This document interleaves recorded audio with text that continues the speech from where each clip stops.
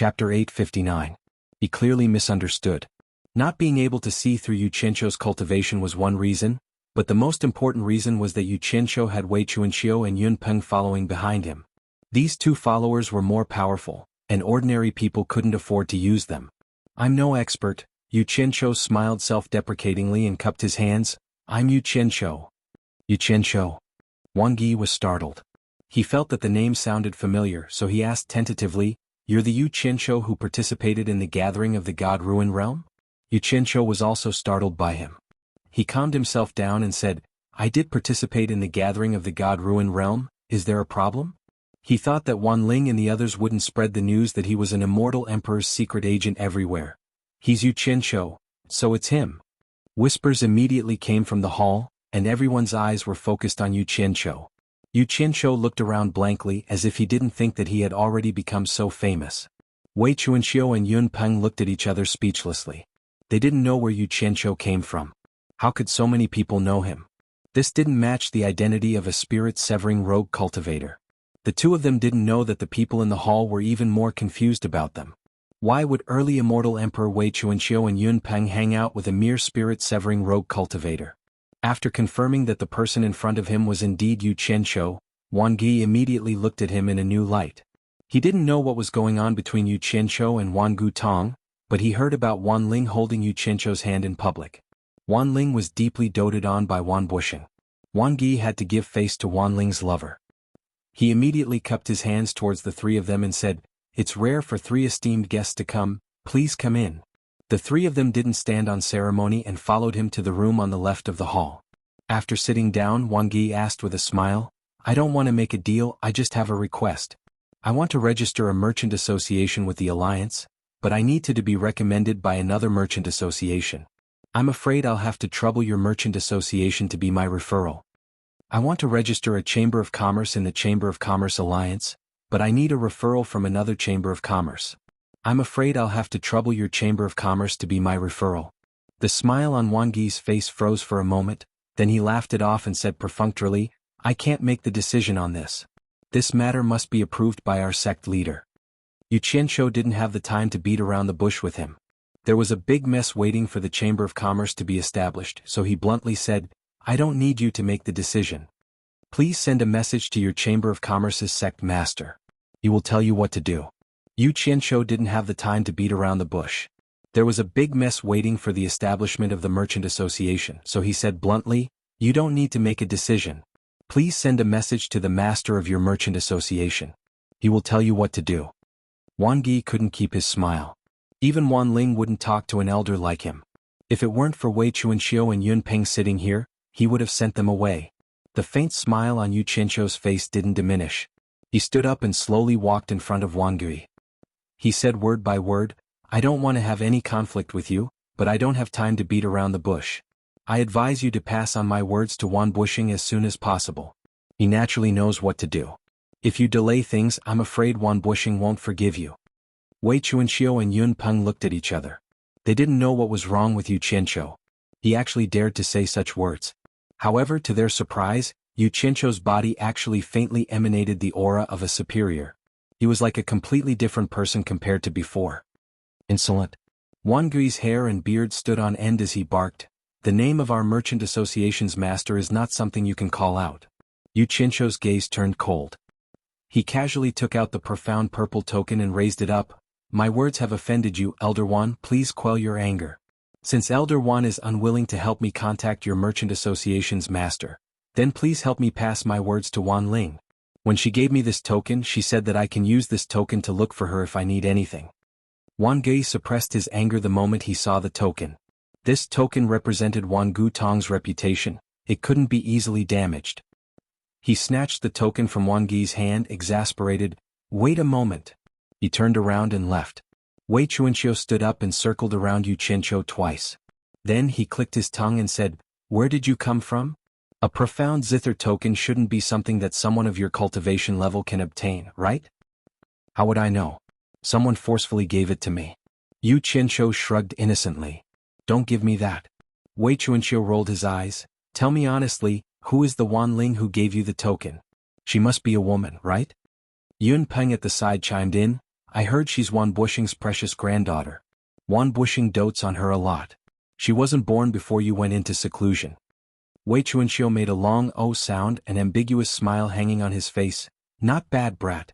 You actually got together with Wan Bushing's precious granddaughter. Amazing. Admirable. What kind of person do you take me for? Yu Qianqiu snorted disdainfully. Not long after the two of them messed around, Wang Yi hurried in, slightly fearful as he bowed to Yu Qianqiu.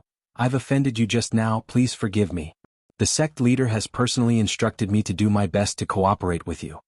Before this, he had thought that Yu Qianqiu was someone who relied on Wan Ling to live off a woman. After contacting Wan Ling, he relayed Yu Qianqiu's words to her, and Wan Ling nervously asked him to wait for a moment. What surprised Wang Yi was that not long after, Wan Bushing personally contacted him, warning him in an unusually serious tone. Promise him, try not to provoke him in the future, this person's background is very deep. Wan Bushing only gave him such a short sentence, but Wang Yi immediately sensed something unusual. Wan Gudong was already the #1 chamber of commerce in the immortal world, and from Wan Bushing's mouth, how could it be simple? In addition to Yu Qianqiu's previous words and actions, Wang Yi was a little shocked, faintly suspecting that Yu Qianqiu had some connection with the immortal palace. Otherwise, how could Wan Bushing treat him so cautiously? But thinking about it, it didn't seem right. The Chamber of Commerce Alliance was originally controlled by the Immortal Palace. If Yu Qianqiu was from the Immortal Palace, why would he need Wan Gudong's recommendation? No matter how he thought about it, he couldn't figure out the reason, but he knew that this Yu Qianqiu was not someone he could afford to provoke. No wonder that Yu Qianqiu said that if he delayed things, Wan Bushing would not forgive him. Suspicion flashed across Wei Chuanqiu and Yun Peng's eyes. The change in Wang Yi's attitude was too big. Yu Qianqiu smiled as he received the token from Wang Yi. There's no time to lose, then I'll have to trouble Elder Wan to accompany me to the Chamber of Commerce Alliance. I dare not, please. Wang Yi made an inviting gesture. The group of 4 immediately left the Great Hall, flying directly to the Chamber of Commerce Alliance, landing outside the Great Hall. Wan Gui walked briskly to the Great Hall entrance, taking out the Wan Gudong Chamber of Commerce Alliance's token for the 2 guards to verify. The 2 guards looked at Yu Qianqiu in surprise, cursing him inwardly for being crazy. Since he could invite Wan Gudong as a referral, why was he still spouting nonsense? The 4 of them were immediately let in. After entering the Great Hall, Wang Yi had the 3 of them wait for a moment, while he himself held the Wan Gudong Chamber of Commerce Alliance's token, heading to the back hall without any obstructions. No one knew what Wang Yi did, but it took some time before he brought 2 golden-robed old men with him. Seeing Wei Chuanqiu and Yun Peng, the 2 of them cupped their fists in greeting, exchanging a few words of greeting. It was obvious they knew each other. One of them looked at Yu Qianqiu. You're Yu Qianqiu? You want to register a Chamber of Commerce? That's right. Yu Qianqiu replied in a tone that was neither haughty nor humble. The 2 golden-robed old men exchanged a glance, then one of them asked with an expressionless face, do you want to register a Chamber of Commerce that deals in a single business or multiple businesses? Register as a multi-business merchant association, Yu Qianqiu said. The other party answered without hesitation, 50 billion divine-grade spirit stones. Yu Qianqiu knew he couldn't be stingy with this amount of money. Even though his heart ached, he still took out the 2 storage bracelets and handed them to the other party. That person counted the items carefully, then nodded to the other person, not bad. Wei Chuanqiu and Yun Peng exchanged a speechless look. This Yu Qianqiu looked like he only had a broken storage pouch hanging on his waist. They didn't expect him to be so rich. Wan Gui's expression tightened. 50 billion divine-grade spirit stones was not something an average soul formation rogue cultivator could take out. This person's background was indeed not simple. Little did Wan Gui know that this amount of money came from their eternal trade association. The other golden-robed old man immediately inquired, the name of the Chamber of Commerce as well as the name of the Chamber of Commerce's president-cum-sect chief. Yu Qianqiu straightened his back, a sharp light flickered in his eyes as he replied in a sonorous voice, the World Commerce Chamber. Yu Qianqiu.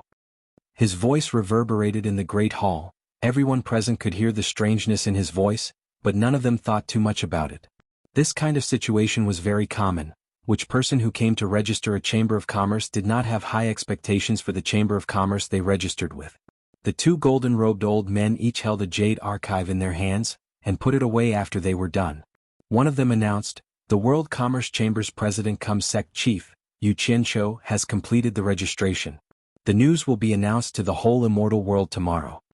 With that said, the two golden-robed old men turned around and returned to the back hall. Wang Yi cupped his fists at Yu Qianqiu, congratulating him. Congratulations Sect Chief Yu, congratulations to the World Commerce Chamber for establishing a branch in the immortal world. Yu Qianqiu blanked for a second, then asked suspiciously, the registration is completed just like that? Wang Yi smiled, yes, the registration is completed. Just like that, they charged me 50 billion divine-grade spirit stones? Yu Qianqiu's face twitched uncontrollably. Wang Yi smiled wryly, thinking to himself, who would dare to reason with the immortal palace? He waved his hand, indicating that there was nothing to do here and they could not stay any longer. The group of four exited the Chamber of Commerce Chamber's Great Hall, walking to the hillside outside. The sun was shining brightly outside. Yu Qianqiu rubbed his face with both hands, but the pained expression on his face could not be erased. Wei Chuanqiu seemed to have regained his senses, staring at Yu Qianqiu with a cold sneer. Feeling heartache, right? But you're really rich, using 50 billion divine-grade spirit stones to buy the position of sect chief, really extravagant. You're the only sect chief in the whole World Commerce Chamber, interesting.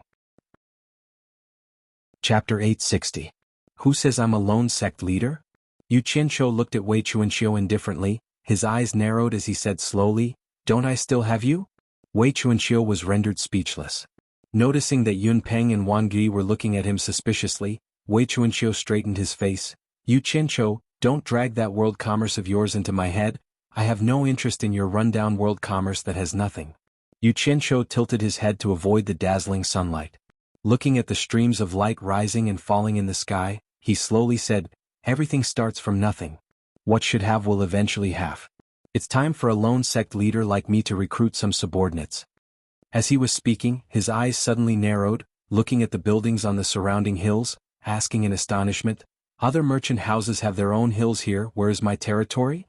Everyone exchanged a glance, then Wang Yi said as if it was a matter of course, naturally you have to buy it.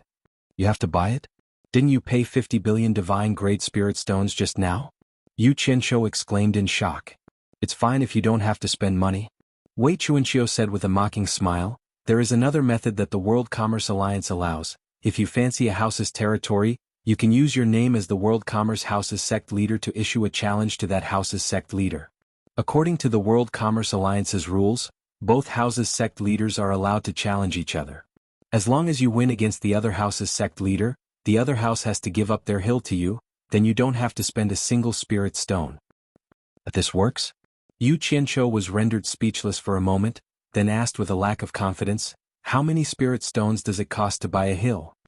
He admitted that he didn't have the ability to challenge other houses' sect leaders, thus he didn't count on saving money.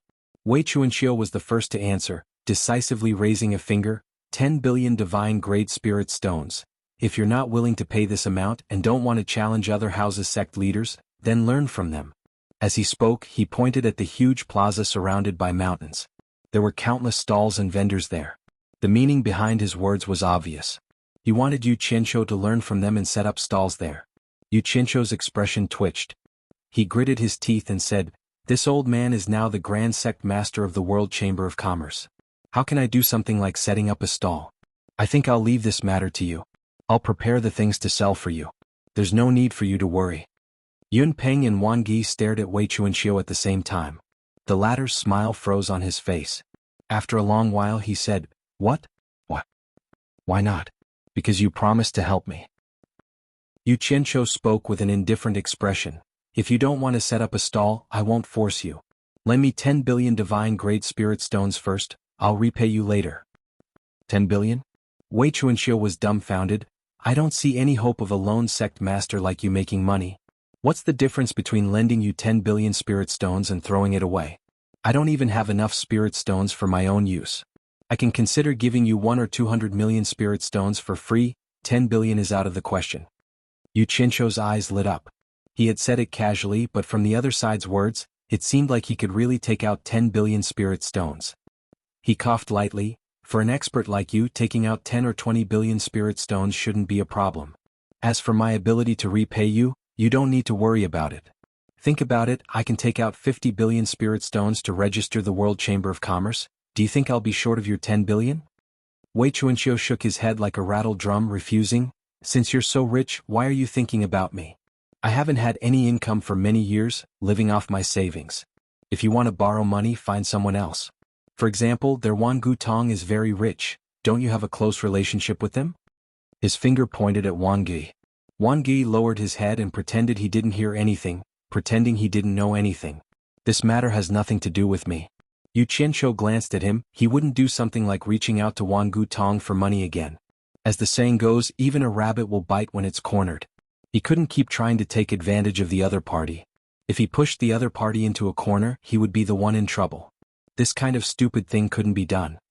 Way back, King, you promised to help me. Yu Qianqiu emphasized this point once again. Wei Chuanqiu immediately protested. It's true that I promised to help you, but I can't possibly take out my savings to play with you. Look at what you've done. You actually spent 50 billion to buy a lone sect leader, your brain. I'm not going to play along with you, and I can't afford to, because I'm not as extravagant as you. Wang Gui was pondering the relationship between Wei Chuanqiu, Wang Gi, and Yu Qianqiu, whereas Yun Peng was silently observing from the side. He too was pondering what was going on between Wei Chuanqiu and Yu Qianqiu. A person who could casually take out 50 billion divine-grade spirit stones and still dared to pester Wei Chuanqiu endlessly, no one would take him as an ordinary soul formation rogue cultivator. Lend me 10 billion, I'll return you 15 billion a year later. Yu Qianqiu stated nonchalantly. Yun Peng and Wang Gi exchanged a surprised glance. This interest was really high, a little too high. I don't. Wei Chuanqiu's refusal was stuck in his throat, the mustache above his lips curled up, and a hint of melancholy flickered in his eyes as he asked in a doubtful tone, Are you sure you'll return me 15 billion a year later if I lend you 10 billion? This high profit made him feel conflicted. Yu Qianqiu smiled as he untied the storage bag at his waist, handing it over to Wei Chuanqiu. I won't force you, take a look at the things inside before you decide if you want to lend them to me. Wei Chuanqiu received the storage bag suspiciously, and after a brief inspection, his eyes widened in shock as he swiftly took inventory of the things inside. There was a big pile of immortal herbs inside, each one of them was worth 100 million spirit stones. There were at least 100 billion inside the storage bag. Wei Chuanqiu swallowed with difficulty, raising his head. These? Yu Qianqiu immediately waved his hand, cutting Wei Chuanqiu off, pulling the storage bag back with a smile. It's enough that you've seen it, don't spout nonsense. I only have one question for you, are you going to lend it to me or not? In fact, he could easily take out some of these immortal herbs to exchange for 10 billion spirit stones, but he didn't want to reveal the fact that he had a large amount of immortal herbs in his possession. The reason why he registered the world commerce firm in the immortal world was similar to money laundering. He needed a platform to launder his name. The world commerce firm was doing business normally, so it was normal for it to have immortal herbs for sale. No one could say anything about it. It wasn't that he didn't have any other way besides borrowing money from Wei Chuanqiu, but he needed an expert by his side to protect and escort him. Borrowing 10 billion spirit stones for a year and paying 5 billion spirit stones in interest, it wasn't like he had too much money to spend. The key was to bind his interest with Wei Chuanqiu and pull him onto the pirate ship together. Relying on words and threats wasn't a long-term solution. I'll lend it to you. Wei Chuanqiu agreed in an unusually decisive manner, and quickly took out a storage bracelet. Before handing it over to Yu Qianqiu, he didn't forget to warn him, I'll say the ugly words first. If you dare to lie to me, don't blame me for falling out with you. Yun Peng and Wang Gi looked at each other, not knowing why Wei Chuanqiu's attitude had changed so completely, but it was definitely related to what Yu Qianqiu had shown him. It was also because of this that the items in the storage bracelet were very attractive to the two of them, but looking at Yu Qianqiu's intentions, it seemed like he didn't want a third party to know about it, so the two of them could only suppress their curiosity. My character is the best guarantee. Yu Qianqiu took the storage bracelet and counted it as he praised himself. The number wasn't bad, there wasn't a piece more or less. He wore the storage bracelet on his wrist in satisfaction, his eyes already sweeping across the surrounding mountains, as if he was choosing a mountain. However, after a while he frowned.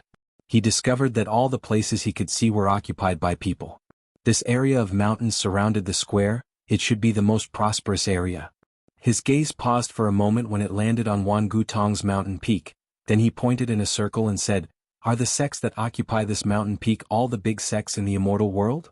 That's right, the top-ranked sects in the immortal world are all gathered in this area. The further you go, the weaker the sects become.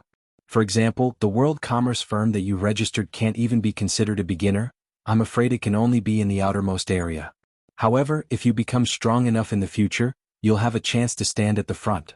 Wei Chuanqiu explained seriously. There was no other way. He had already invested a large sum of money, so he naturally hoped that Yu Qianqiu could earn a lot of money as soon as possible, and then return it to him, allowing him to make a fortune as well. Looks like I can only find a mountain to make do with first, and raise the banner of the world commerce firm here. Let's go. Let's go pick a place. Yu Qianqiu called out to Wei Bat King and left, while the other two followed on their own initiative. There was no dense cloud covering the sky inside Hallucination Immortal City. It was clear that this place was also covered by a large array. Although it was difficult to spy on the situation below from high up in the sky, it was different from the protective array that Yu Qianqiu had seen in the human world. This place could be entered and exited at will without any obstacles. The group of four flew around the periphery of Hallucination Immortal City. There were many empty mountains at the periphery of the large array, but none of them satisfied Yu Qianqiu. However, places with good mountains and water had already been picked by others. In the end, they had no choice but to pick a high mountain with a waterfall. Once they landed, a golden-robed man immediately appeared and greeted them warmly. His attitude was clearly different from the other people from the Immortal Palace. After Wei Chuanqiu's secret introduction, Yu Qianqiu understood that there was actually a golden-robed man squatting on every empty mountain in Hallucination Immortal City. These people were mostly people who didn't have much power in the Immortal Palace, so it seemed like they were exiled here. They could only return after selling the mountain and completing the mission. Otherwise, they would have to keep squatting on the mountain. Therefore, to these people like Yu Qianqiu who picked the mountain was their savior. Since they had already decided to buy it, and there was no price to negotiate, Yu Qianqiu didn't say anything. He simply and straightforwardly made a deal with the golden-robed man, buying this high mountain with a waterfall as the territory for the world commerce firm to open. Chapter 861. This mountain couldn't be considered very tall in the hallucinatory Immortal City, but compared to the surrounding mountains, it was still relatively tall. Standing at the top of the mountain, one could clearly see the situation of the surrounding mountains. However, there were very few trees on the entire mountain, and not a single tree could be seen. Large chunks of rocks were exposed. Looking around, the barren mountain seemed a little out of the ordinary. The only interesting thing was that there were tens of clear springs and ponds at the top of the mountain. The water converged into one, forming a waterfall on one side of the steep slope. Although the mountain was barren, it was still a bit interesting. Yu Qianqiu looked around with high spirits. Although the territory wasn't big, at least he had his own territory in the immortal world, and he wouldn't be homeless in the immortal world. After building it a little and pulling the people from the mortal world up, this would be everyone's starting point in the immortal world. Why did you choose this mountain? I think that mountain is pretty good. Wei Chuanqiu muttered and pointed into the distance. It was a lush and green mountain with towering ancient trees. Not only was it pleasing to the eye, it was also filled with vitality. Yu Qianqiu lowered his head and looked at the 6 to 7 meter diameter pool beside his feet. There was actually a school of small fish swimming around in it. He didn't know how they got to the top of this mountain. He pointed and a fist-sized crystal ball of water floated up from the pool. Inside it was a frightened and uneasy fish that was scurrying around. Bat King Wei, you don't understand. Doing business is all about feng shui. A place with water represents fortune. Especially this running water, it represents an unending stream of fortune. If we occupy this mountain, we will definitely be rolling in money in the future. Do you believe it? Yu Qianqiu said with a smile. The water ball landed in his palm, and the small fish inside became more and more anxious. Every time its head bumped against the water ball, it would create a ripple. Unfortunately, it was unable to break through the circular water screen. What does feng shui mean? Wei Chuanqiu was stunned. He looked at the other two with a questioning gaze. Yun Peng and Wang Yi also looked at each other, their faces full of doubt. It seemed like they had never heard of this before. Feng shui is the meaning of luck. Those who have feng shui will be able to do everything smoothly. This is a very profound spell and I only know a little about it. Yu Qianqiu casually bluffed. It was really difficult for him to explain anything. The water ball in his hand was thrown back into the pool, and it quietly melted into the water. The small fish scurried around for a while before hiding in the cracks of the rocks at the bottom of the pool, not daring to come out. The three of them looked at each other, feeling a little confused by what they were hearing. Wei Chuanqiu knew that Yu Qianqiu had some incredible tricks up his sleeves. Even though she didn't completely believe him, she still believed him a little. She probed, "Are you saying that as long as we occupy this mountain, we will be able to bring fortune?" Of course. Yu Qianqiu's eyes flashed and he said indifferently, "But it still needs to be modified by me." After saying that, He leaped into the air and carefully looked at the gushing waterfall, preparing to make good use of it. The few of them didn't know what he was looking at, so they also came to take a look. After looking for a long time, they couldn't see anything. However, they saw that Yu Qianqiu had leaped to the front of the waterfall. He stretched out both of his palms from his sleeves and pressed them against the waterfall, causing the water to splash everywhere. No one knew what he was doing. After a while, the few of them finally saw some clues. They found that Yu Qianqiu was adjusting the mountain behind the waterfall. As the mountain changed, the waterfall that was flowing straight down stirred up large patches of white water. After a while, they saw that the water had stirred up a big Tian character. After making this character, Yu Qianqiu grasped the right amount. The speed at which his palms rose and fell increased, and a down character appeared once again. Not long after, the four huge words World Chamber of Commerce stood erect on the slightly slanted mountain with an awe-inspiring aura. Each word emitted a hua-hua sound of surging water. The different pitches produced by the four words seemed to be announcing to everyone that this was the World Chamber of Commerce. In an instant, the entire mountain became extraordinary. Wei Chuanxiu and the others looked at each other speechlessly. They found that after Yu Qianqiu's actions, this mountain really did have a bit of a treasure land of feng shui. Yu Qianqiu also flew into the air to look at it from all different angles. The corner of his mouth hooked into a smile. It seemed that he quite liked his masterpiece. When the Chamber of Commerce Alliance announced the newly established World Chamber of Commerce, it didn't attract much attention in the immortal world. What really made people remember this Chamber of Commerce was the mountain that the World Chamber of Commerce had transformed. First, some passers-by discovered it by chance. Then it spread from 1 to 10 and from 10 to 100. In the end, everyone knew about it. The four characters World Chamber of Commerce, formed by the water, immediately became a spectacle in the illusory immortal city. Every day many people would come to watch. There were even many people who came from afar after hearing about it. They all marveled at this simple yet extraordinary masterpiece. There was no doubt that no matter how strong this newly established World Chamber of Commerce was, this masterpiece alone was enough to let everyone know that there was such a World Chamber of Commerce in the immortal world. It was a simple idea, but like a stroke of genius, it instantly made the World Chamber of Commerce's name known in the immortal world. Many small chambers of commerce even lamented why they didn't think of this in the first place. This was such a good opportunity to make their own Chamber of Commerce famous. Everyone sighed at themselves for letting go of such a good piece of territory. It should be known that many small chambers of commerce had been operating for many years, but were still unable to make their Chamber of Commerce famous. For example, the tiny Four Links Chamber of Commerce had been operating in the immortal world for many years. It was even the painstaking efforts of several generations of people in the immortal world. Yet, when they announced their name, most people in the immortal world didn't know of the existence of the Four Links Chamber of Commerce. They didn't even know if they existed, so why would they do business with them? When doing business, the fame of the Chamber of Commerce often represented the amount of profit. There was no doubt about this. Everyone understood this. Look at the World Chamber of Commerce. They didn't even know when they would open for business, but their Chamber of Commerce was already famous. The reason was none other than the contribution of those few characters on the mountain. Those few characters were worth countless years of blood and sweat. It was truly infuriating to compare oneself to others. Some people wanted nothing more than to bang their heads against the wall and die. The mountain was still the same mountain. It just had an owner and a few more characters on the mountain. Other than that, there were no other changes. There weren't even the most basic buildings. It was clear that the World Chamber of Commerce hadn't opened yet. Even so, Wei Chuanxiu had seen the changes in the past few days. They hadn't even started doing business, but their popularity was already booming. Once they opened for business, business would definitely not go wrong. The shifty-eyed Wei Chuanxiu had been wandering around the mountain with his hands behind his back for the past few days. He looked like he was patrolling the mountain. Yu Qianqiu didn't make him do hard labor, but he enjoyed it. He especially liked to wander around the side of the mountain with the characters. It was as if he wanted to tell everyone who came to watch that he was the owner of this mountain. It felt really good to receive the envious gazes of so many people. It seemed like this was the first time he had found this feeling after living for so many years. Although he knew that the owner of this mountain was Yu Qianqiu, he felt that he had spent 10 billion to have this popular territory appear. His contribution was definitely not small. It was only right for him to enjoy this bit of glory. He now had no doubts about Yu Qianqiu's feng shui treasure land.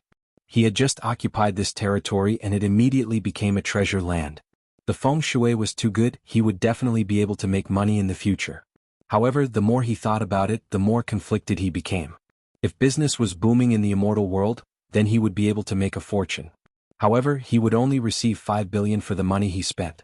Wasn't that too little? Wei Chuanqiu's beady eyes darted around, looking at Yu Qianqiu, who was also looking around the mountain.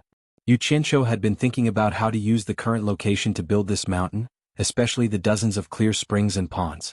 It would be a waste not to use them. Wang Ge had long returned to Wangu Tong. He had his own matters and couldn't always accompany them. Yun Peng, on the other hand, found a place to sit cross-legged on the mountain. He hadn't moved for the past few days, but he was constantly paying attention to Wei Chuanqiu's movements. Based on his understanding of Wei Chuanqiu, Yun Peng could vaguely guess that Wei Chuanqiu was up to no good. Yu Qianqiu, when do you plan to start work on this mountain? Wei Chuanqiu had slipped behind Yu Qianqiu without him noticing, asking with a smile.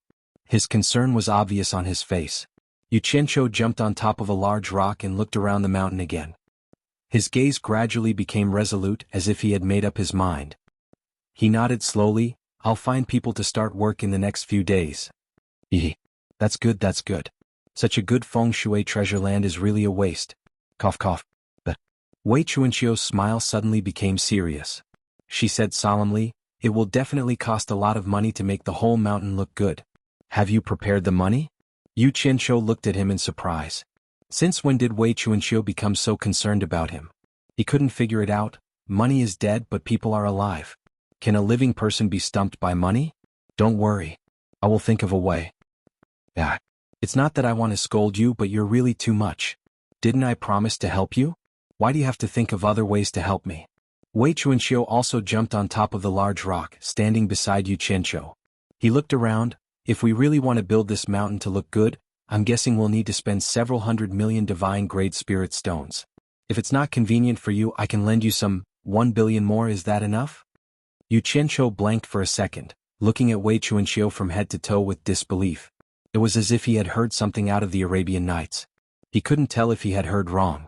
Picking his ears, he asked suspiciously, did you just say you want to lend me another 1 billion divine-grade spirit stones? Chapter 862. Wei Chuanqiu waved his hand to stop him. Based on our relationship, you're treating me like an outsider. How about this? Before he finished speaking, he secretly glanced at Yun Peng, who was sitting cross-legged not far away, and then transmitted his voice in a low voice. I estimate that the immortal herbs in your storage bag are worth hundreds of billions. I gave you 10 billion before, and now I'll give you another billion. It's almost a tenth of the price of the immortal herbs in your hands. How about this? You don't have to return the money in a hurry.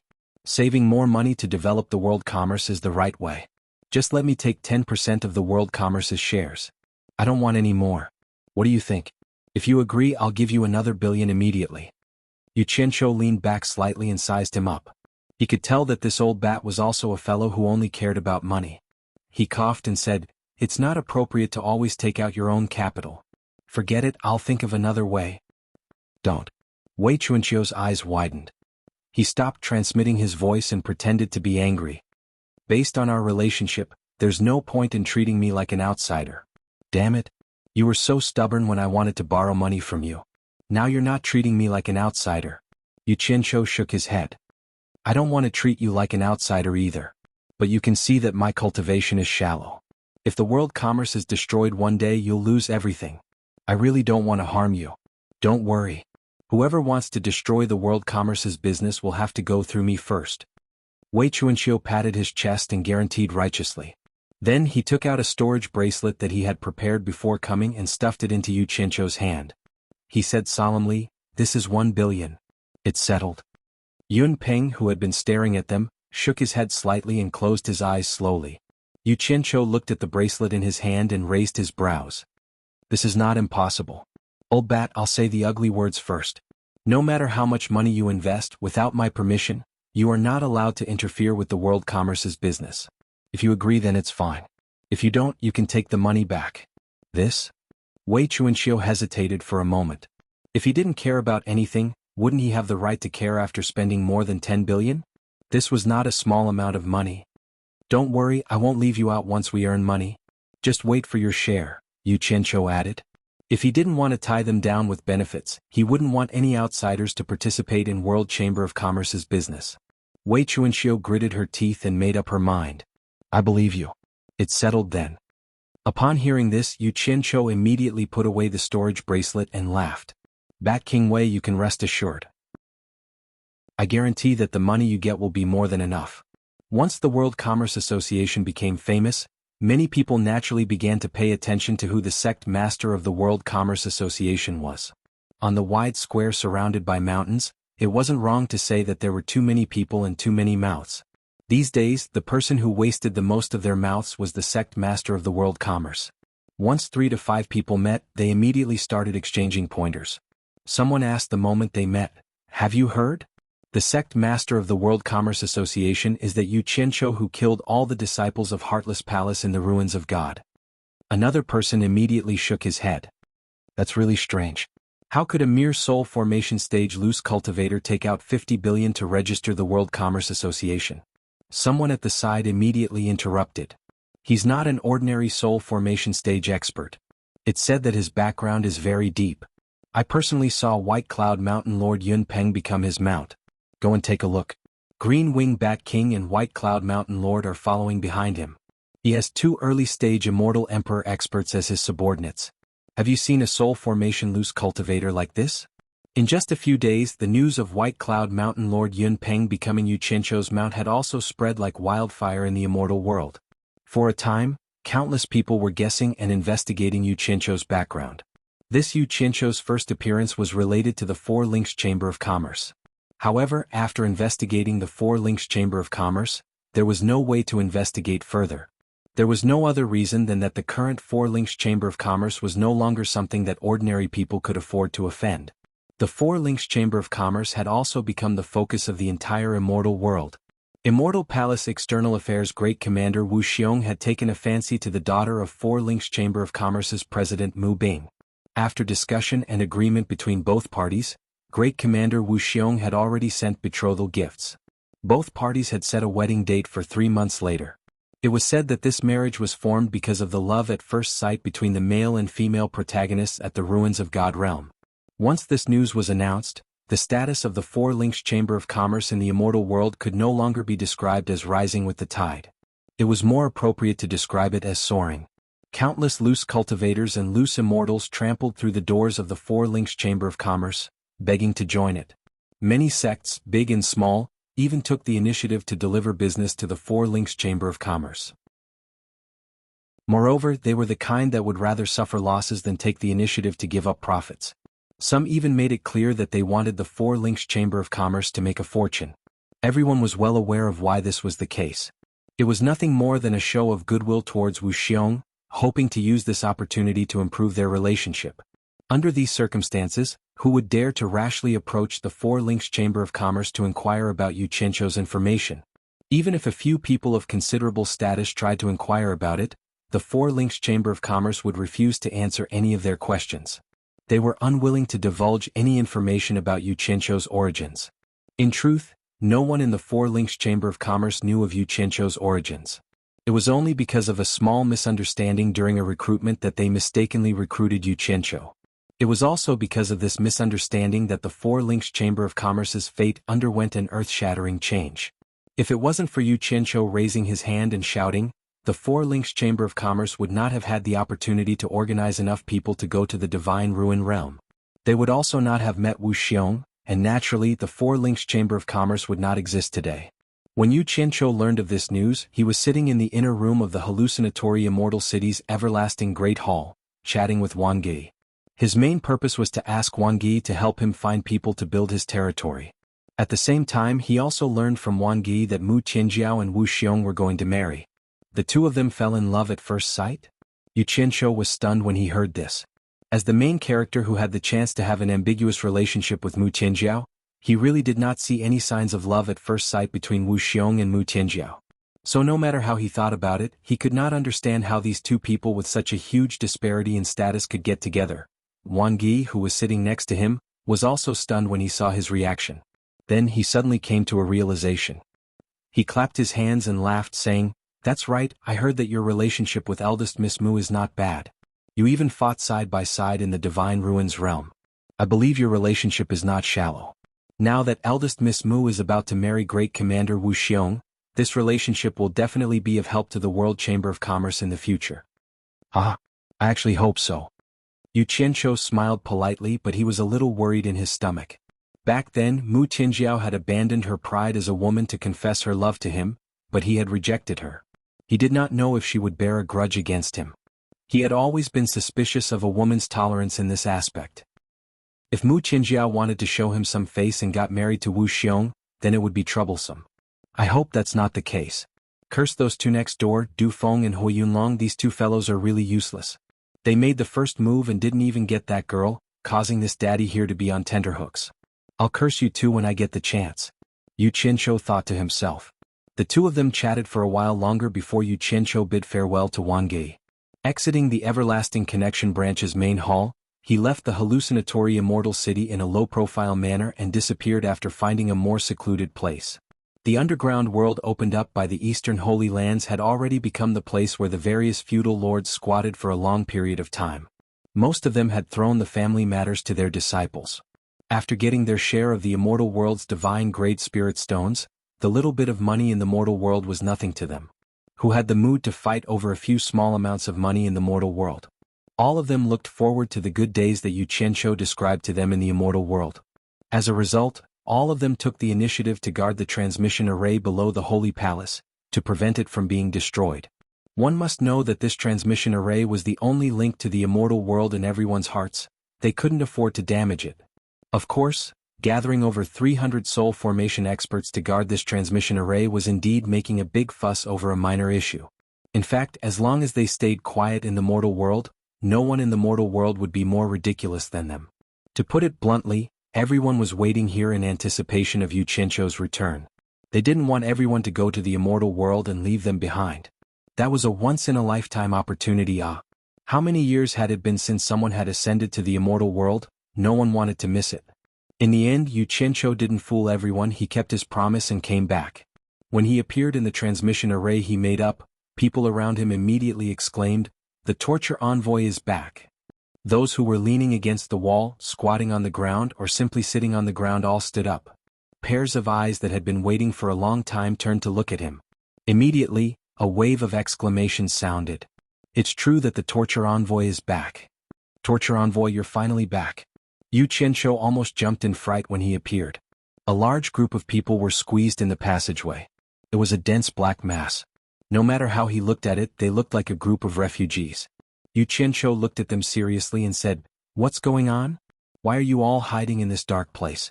Did something happen in the mortal world?" Nongzhu flashed out of the crowd and looked him up and down. She said, "You really have been in the immortal world.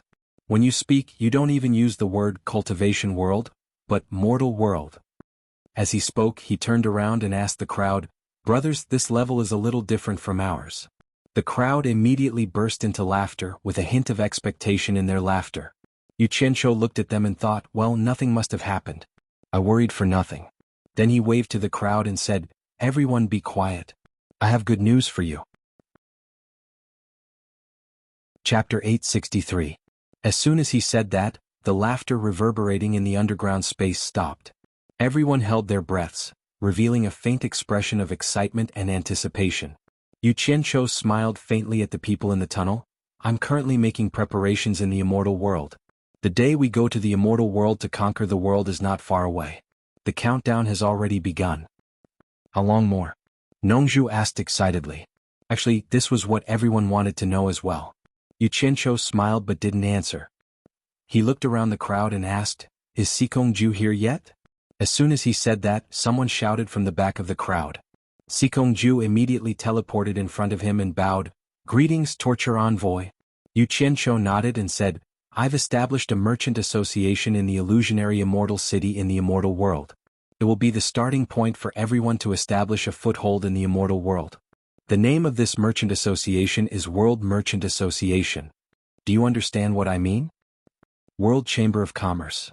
Whispers and whispers immediately sounded in the crowd. Sikongju suddenly raised his head. His tightly clenched fists were faintly trembling as he said respectfully, "Sikongju doesn't know what torture envoy's intention is. Please enlighten me."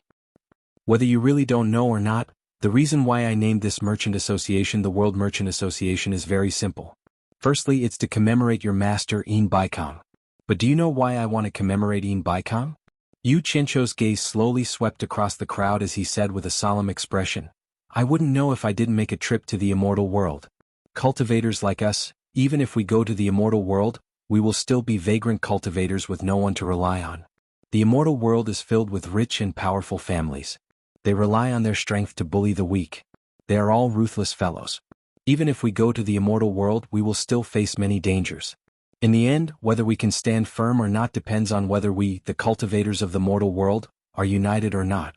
The reason why I named the Merchant Association the World Merchant Association is that I hope everyone can remember that In Baikang died fighting against the cultivators of the underworld. The people we will come into contact with in the future will definitely not only be from the immortal world, but also those from the underworld. In short, we, the cultivators of the mortal world, must unite. Once we are divided and our strength is scattered, only death will await us. Everyone instantly sank into silence. In fact, there was no need for Yu Qianzhou to say it. Everyone who had been tempered for a long time understood in their hearts that as long as there were people, there would be grudges. The more people there were, the more it was like this. Bullying the weak and fighting and killing were definitely unavoidable. Whether it was the cultivation world of the human world or the immortal world, it was the survival of the fittest. This kind of thing could only be faced bravely. It was impossible to hide even if one wanted to. Yunnan Tian, who was wearing a white cloak, walked out. He cupped his hands towards Yu Qianzhou and said, You worry too much, torture master. We all know this and we have already discussed it. With our cultivation, even if we reach the immortal world where experts are as common as clouds, we definitely won't be enough to fill the gaps between their teeth. However, we are very confident in the disciplinary master and have already made up our minds to follow the disciplinary master to the end of our lives and conquer a place of our own in the immortal world. No matter what happens in the future, at least for now, none of us will allow a black sheep to appear among us. We will keep an eye on each other. If someone does something wrong to everyone, let alone the disciplinary master, even we won't let him go. It's good that you all understand. Yu Qianzhou looked around at the crowd and nodded. If anyone does something wrong to me and everyone else, I promise to make him suffer a fate worse than death. But then again, everyone here is an overlord in the human world. I have no reason to order you around. When we have enough strength in the immortal world, we will give everyone a chance to establish our own power. As he said this, he casually took out a jade archive and handed it to Yunnan Tian, saying, I don't know much about the immortal world either. Here are some things I know about the immortal world. Take it and make a copy for everyone. Before we go to the immortal world, let's try to get a general understanding of the immortal world so that we don't know anything when the time comes. Also, make arrangements for the human world as soon as possible. I don't want any trouble to befall our headquarters in the human world after we go to the immortal world. All of you better restrain your own people. Don't meddle in the affairs of the human world anymore. Focus on your cultivation. If anyone's subordinates cause any trouble, I will make them pay for it. I won't hold back. Yes, disciplinary master. The crowd saluted in unison. Nongzhu looked at Yu Qianzhou from the side and sighed inwardly. That scum of the cultivation world back then had now become the true controller of the human world and the cultivation world. Moreover, he had begun to extend his influence to the immortal world. Things were indeed different now. Yu Qianzhou didn't say much. Everything that needed to be said was written in the Jade Archive. A white mist filled the underground space. When the white mist dissipated, Yu Qianzhou was nowhere to be seen. The quiet crowd immediately became restless again. They fought to be the first to copy the Jade Archive from Yunanshan's hands. The construction on the mountaintop of the hallucinatory Immortal City's World Chamber of Commerce was progressing very quickly. The magnificent building on the mountaintop was already taking shape. The contractor for this construction project was the Pavilion of Divine Ordnance, Chamber of Commerce. It was said that the Pavilion of Divine Ordnance had gathered all the skilled craftsmen in the immortal world in the field of construction. No matter how complicated or exquisite a building was, they could build it for you. Moreover, they were known for their perfect quality. They were very famous in the immortal world. Almost all the major sects in the immortal world had hired them to build important buildings. Of course, the cost was much higher than the others. The person in charge of this construction project was a hall master of the Pavilion of Divine Ordnance in the hallucinatory Immortal City. His name was Hisu. For the past few days, whenever Hisu saw Yu Qianzhou wandering around the mountaintop, he would get a headache. The main reason was that Yu Qianqiu was always trying to come up with creative ideas to add to the designs that had already been finalized. In truth, it would have been fine if Yu Qianqiu had said all of his ideas in one go. However, this fellow would always come up with new ideas, giving the Pavilion of Secrets a headache. One day Yu Qianqiu suddenly found Hisu and requested to raise the building's foundation by 1 floor. He wanted to turn the top floor into a platform. Then he wanted to add an octagonal flying beam roof that was half the size of the platform. The reason for this idea was that Yu Qianqiu suddenly thought of creating a place on the top floor where he could bask in the sun during the day and watch the stars at night. Even if it was raining, he could still enjoy the scenery from a high vantage point. Hisu's expression twitched. He had the urge to slap Yu Qianqiu twice. The tallest building in the hallucinatory immortal city was only 6 stories tall. However, Yu Qianqiu had forcibly increased the height of a 12-story building to 22 stories. Now he wanted to add another floor. No one in the entire immortal realm had ever seen such a tall building. Putting aside the difficulty of construction, the most important thing was whether this fellow would add a few more layers later on. Sect Master Yu, there's something I have to remind you of. Hisu did his best to maintain his composure. You keep increasing the height, and it's a huge test of the building's bearing capacity. If you insist on adding another floor, you'll have to replace all the bearing columns at the bottom. You'll have to use 32 pieces of iron Phoebe that are over 10,000 years old. What's the price of 32 pieces of iron Phoebe? Wei Chuanxiu, who was following behind, interjected nervously. How could he not be nervous? The building that was originally priced at 800 million had been raised to 1,800 million by Yu Qianqiu, and the extra money was coming out of his own pocket. It would be strange if he wasn't nervous. Bat King Wei, it's not ordinary iron Phoebe, but 32 pieces of iron Phoebe that are over 10,000 years old. Hisu solemnly reminded Yu Qianqiu, then added, each piece of 10,000-year-old iron redwood costs around 10 million divine great spirit stones, so 32 pieces would cost 320 million divine great spirit stones. Moreover, this kind of renovation will cost us a great deal of energy, so you must add another 500 million divine great spirit stones for this renovation. Another 500 million? Wei Chuanqiu's eyes widened in shock. Bat King Wei, take out another 500 million. Yu Qianqiu reached out his hand disapprovingly. Wei Chuanqiu staggered several steps back, shaking his head in fear. I won't give you any more spirit stones, who knows when you'll be done with this again and again.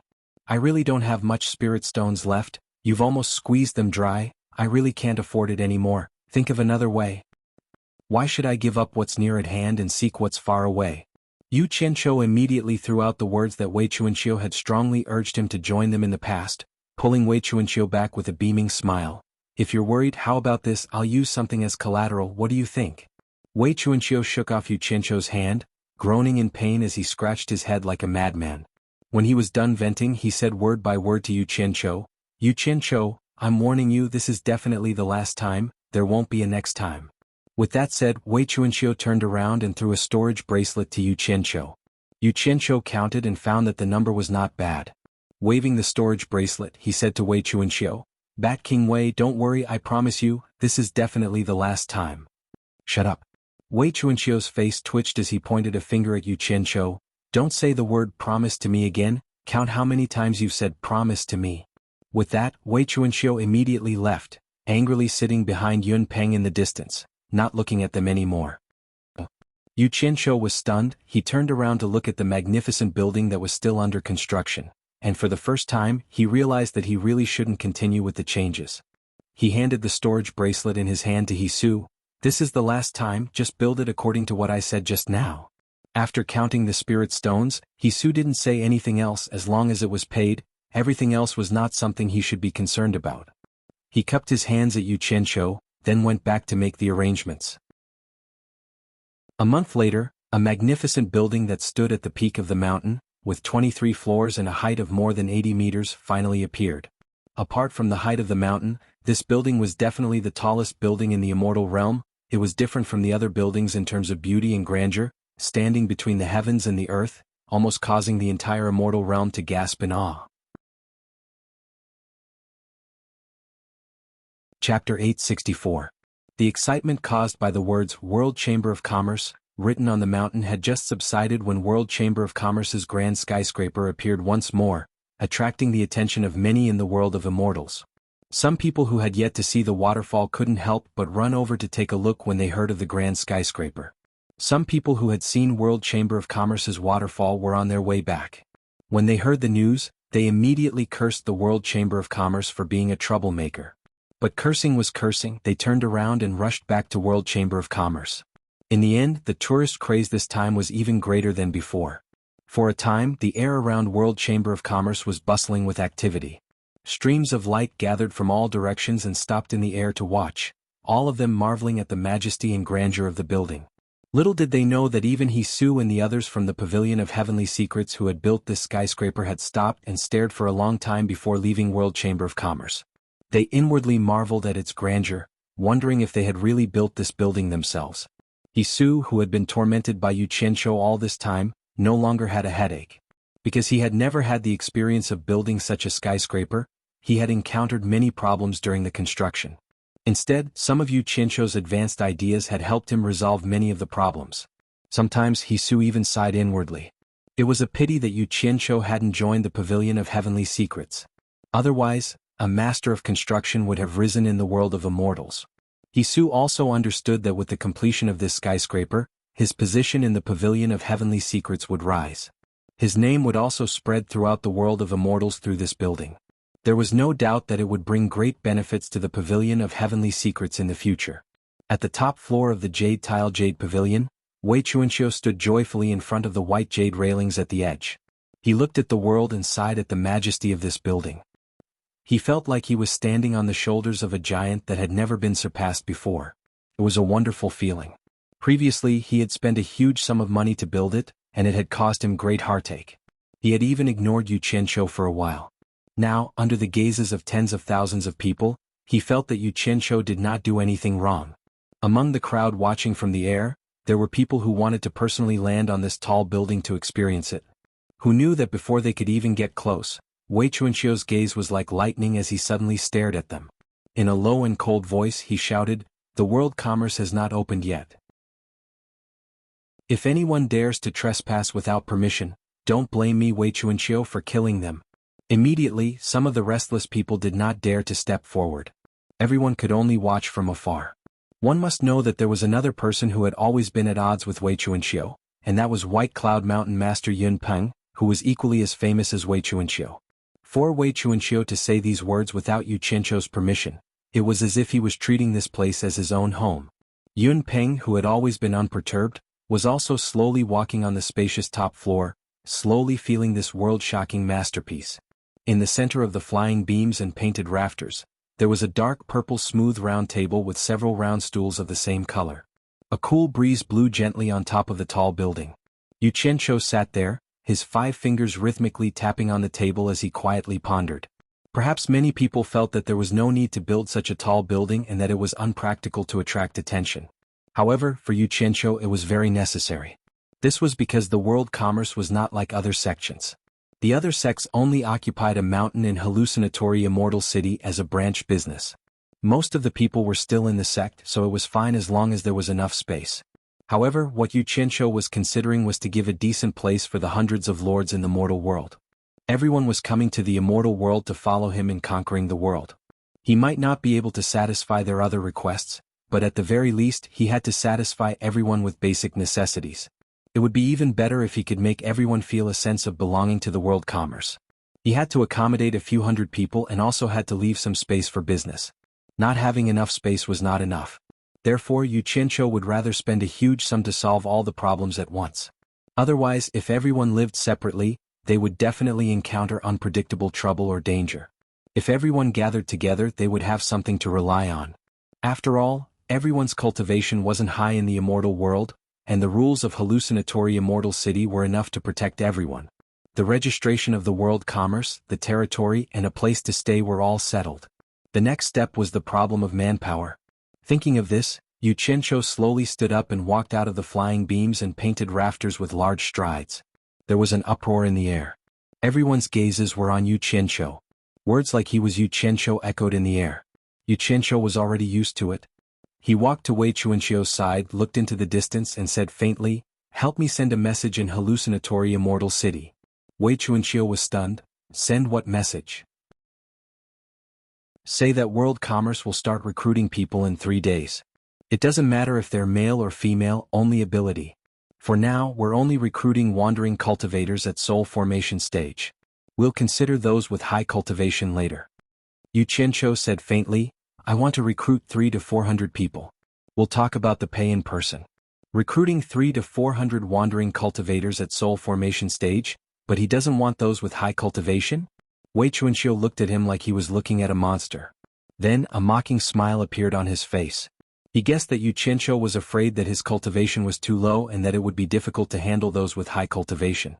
If that really happened, then it would be too embarrassing as the sect master of world commerce. Actually, it'll be more convenient to recruit people with high cultivation. Wei Chuanqiu kindly reminded. Yu Qianqiu rolled his eyes and said unhappily, if I get a bunch of people with higher cultivation than me, then what's the point of me being the sect master? As soon as he said this, there was a burst of snickering in the air. Wei Chuanqiu said cheerfully, all right, we'll do as you say. I'll go run the errands. Then he turned into a stream of light and flew towards the center of hallucinatory immortal city. This conversation was naturally leaked and quickly spread to everyone in hallucinatory immortal city. A soul formation sect master leading a group of soul formation stage cultivators. Anyone who heard this would think it was a joke. Everyone felt that such a weak world commerce would be eaten up by others sooner or later. 3 days later, in a hidden valley near hallucinatory immortal city, more than 300 soul formation stage lords from the human world brazenly appeared. Nongzhu looked left and right and said, this is the immortal realm? The others also looked around, wanting to see the difference between the immortal realm and the human world. Yu Qianqiu powerlessly waved his hand at everyone and said, everyone, you're all people who have been overlords in the past after all. Can't all of you have some poise? Look at all of you. Don't look around like this after entering hallucinatory immortal city. People can tell with a glance that all of you are foreigners who have just arrived. It's fine if it's 1 or 2 people, but it's hard not to be suspicious when hundreds of people like this appear. The group of people laughed embarrassedly. Yu Qianqiu looked around and said in a deep voice, it's not suitable for me to stay here for long. Just do as I said earlier and there won't be any problems. After that, he quickly disappeared. The group of people waited for a while after he left, and then they split into groups of 2 or 3 or groups of more than 10 people. They didn't leave in a single direction, but scattered in all directions one after another. Once they flew out of the valley, they saw a boundless sea of clouds that covered the sky and immediately knew that it was hallucinatory immortal city. Flowing lights of all colors flew in and out of the boundless sea of clouds at high speed. Everyone was excited to see this. These were the immortals that everyone had been looking forward to for a long time, and they all hurried forward. The sky directly opposite World Chamber of Commerce was already filled with people. They were all here to see the excitement of World Chamber of Commerce's recruitment. Wei Chuanqiu stood at the entrance with his hands behind his back like a door god, while Yun Peng stood quietly at the top of World Chamber of Commerce's building.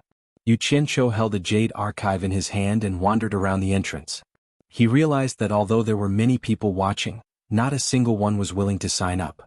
He guessed that everyone thought that World Chamber of Commerce's future was bleak, so no one was willing to join. However, Yu Qianqiu wasn't worried in the slightest, because the people he wanted to recruit had already been decided internally. There was no other way. The unspoken rules were in vogue now. Even if others were willing to join, he wouldn't accept them. After waiting for a while, an early-stage divine transformation cultivator finally braced himself and landed in front of the entrance under the watchful eyes of the crowd. He cupped his fists towards Yu Qianqiu and said, I am willing to join World Chamber of Commerce and work for you. Yu Qianqiu stopped in his tracks and stood on the steps, smiling condescendingly as he said, welcome, welcome. However, there's something I need to tell you in advance. Our World Chamber of Commerce is currently in a tight financial situation, so we might only be able to give out our rewards once a year.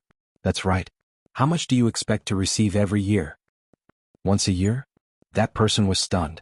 He had come to this World Chamber of Commerce that not many people thought highly of because he was short on money. If he couldn't even get paid in time, then what would he use for a year? That person was stunned. He gritted his teeth and said, may I know how much your esteemed World Chamber of Commerce can pay in a year? That's not necessarily true. Yu Qianqiu had a solemn expression as he said, it mainly depends on the Chamber of Commerce's income. If we earn more money, we'll naturally give out more. If we don't earn any money, then we'll owe it for now and give it out when we have money. You don't have to look at me like that. I'm a very trustworthy person, so I'm telling the truth and don't want to lie to you. There was a burst of snickering in the surroundings. If anyone was willing to join this kind of chamber of commerce, then that would really be strange. With his hands behind his back, Wei Chuanxiu turned his head to the side and rolled his eyes endlessly. It would be a wonder if they could recruit people like this. It's just that I, your grandfather, have such a hard life. Perhaps that person's brain couldn't wrap around it for a moment. After being stunned for a while, he awkwardly cupped his fists and said, I'll think about it again. Without waiting for Yu Qianshou to urge him to stay, he turned and ran, causing Yu Qianshou to shake his head and sigh. The people hovering in the air roared with laughter. Those who were originally tempted to join the World Chamber of Commerce immediately gave up on the idea after hearing what Yu Qianshou said. Many people also noticed that a group of soul formation cultivators were flying over from the middle of the mountain. The waterfall flew straight down. A group of soul formation cultivators from the human world couldn't help but hover in the air halfway up the mountain. They all stared unwaveringly at the 4 giant words, World Chamber of Commerce, that were surging out of the water. Chapter 865. The misty mist was dreamy and illusory, bringing with it a refreshing feeling. When the soul formation cultivators from the mortal world saw these 4 large words, they suddenly felt a shock that cleansed their hearts. Under the washing of the waves, the 4 large words emitted a hua-hua sound, as if it was a shocking 4-word mantra. Although they already knew that Yu Qianshou had established the World Commerce Association in the immortal world, they didn't know that Yu Qianshou had actually created such a magnificent thing. In the immortal world, no one understood the meaning of these 4 words better than them. It was the #1 commerce association established by a peak expert in the mortal world. However, in order to resist the invasion of the outside world, that peak expert would rather die than submit, and had already died in battle. The World Commerce Association here was clearly a continuation of the mortal world. Its glory in the immortal world needed everyone to work together to write and carry forward. From the moment they saw these 4 words, everyone felt a heavy responsibility on their shoulders. This was especially so for Sikongju. When he saw these 4 huge words, his entire body trembled. Although he forcefully suppressed the excitement in his heart, his eyes could not help but turn red. His mind instantly recalled the black-robed figure under the pine tree. Looking at the surrounding verdant green mountains, only this mountain was completely bare rock. It was so barren, but it seemed incomparably unyielding, standing tall in the immortal world with an extraordinary aura. Stubborn, tenacious. When everyone raised their heads, they could see the majestic building at the top of the mountain. Was this the World Commerce Association that Yu Qianshou had single-handedly established in the immortal world? Everyone couldn't help but ask themselves. As soon as they entered illusory Illusion City, they were shocked by the numerous buildings that were connected by a myriad of mountains. All of them knew that every single mountain here represented a power in the immortal dimension. Every streak of light that brushed past them represented a realm that they couldn't surpass, a realm that they had been chasing after in their dreams. An enormous pressure filled their hearts, filling them with a sense of powerlessness. They couldn't help but ask themselves, can we really open up a world that belongs to us here? All of his hesitation disappeared when he saw the words, World Chamber of Commerce. His mind instantly became clear and his courage multiplied. They didn't expect that Yu Qianshou would be able to single-handedly establish a foundation in this unfamiliar place filled with tens of thousands of sections. The World Commerce Association already had a foothold in the immortal world.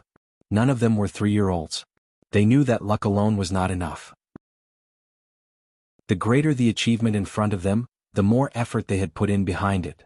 Since the punishment master had single-handedly created a new starting point in this world, why should they be overcautious and worried?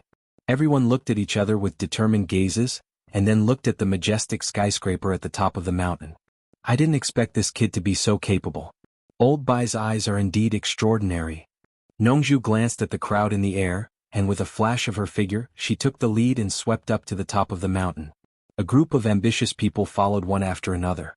Yu Qianshou, who was strolling at the entrance with a jade archive in his hand, frowned slightly when he saw Nongzhu. He had instructed Nongzhu not to come, and to stay in the purple bamboo forest in the southern sea to take care of Furong and the others. At the same time that Nongzhu appeared, whispers broke out in the surroundings. A strange look flashed in the eyes of some of the women. They didn't expect that there would be such a handsome man among the demigod realm cultivators. Why didn't they notice it before? How could they know that this Sir Nongzhu was known as the most handsome man in the world? When Lu Yanqing, who had landed beside Wen Lanfeng, appeared, a trace of amazement flashed in the eyes of the group of men. They didn't expect that there would be such a beautiful and moving woman among the demigod realm women. Why didn't they notice it before? In everyone's eyes, with a group of people taking the lead, dozens of other groups immediately appeared. One by one, they landed on the top of the mountain and strode towards the entrance of the tall building. The crowd didn't know if they were imagining things, but each of these demigod realm cultivators had an extraordinary aura. Every single one of them had the aura of a superior being. Although their cultivations weren't much in the eyes of the crowd, when they gathered together, they suddenly gave off a feeling of awe. How could this be? The crowd floating in the air began to look at each other with puzzled expressions. Wei Chuanxiu, who was standing at the entrance of the tall building with his hands behind his back, narrowed his eyes as he looked at the group of demigod realm cultivators striding towards him. He actually felt a faint and threatening aura. How could this be? Nongzhu walked to the bottom of the stairs and put on an act as he cupped his hands towards Yu Qianqiu and said, "Loose cultivator Nongzhu is willing to join the World Chamber of Commerce." F***CK, didn't I tell you not to come? What about Farong and the others' safety? Don't worry, I've already convinced that old man Nanming to stay. Besides, if I don't come, others will inevitably have misgivings. The two of them communicated telepathically for a while. Yu Qianqiu squeezed out a smile and said, "Welcome, welcome. However, there's something I need to tell you in advance. Our World Chamber of Commerce is currently in a tight financial situation, so we might only give out rewards once a year. Alright, how much do you expect to get every year?" It was exactly the same as what he said to that demigod realm loose cultivator. Nongzhu's face revealed an elegant and faint smile, causing the hearts of the women in the air to ripple. He said calmly, "I'm willing to join the World Chamber of Commerce not for the rewards, but because I like the potential of the World Chamber of Commerce. I hope to grow and develop together with the World Chamber of Commerce." Why did it feel like he heard this a lot in his previous life? The expression on Yu Qianqiu's face twitched. With an ugly smile, he turned sideways and made way for them. He waved his hand in invitation and said, "The World Chamber of Commerce welcomes you to join us. Please come in." Nongzhu strode into the building with some curiosity. The jade archive in Yu Qianqiu's hand flashed with white light. Then Hu Changshou and Li Duxing bowed together and said, "Hu Changshou and Li Duxing are willing to join the World Chamber of Commerce and work for you." Yu Qianqiu was about to reply with a smile, but Li Duxing blocked him with one arm and said coldly, "Head you, if you want to talk about the rewards, then don't say it. I'm not here for the money. Like Mr. Nongzhu, I'm interested in the development potential of the World Chamber of Commerce."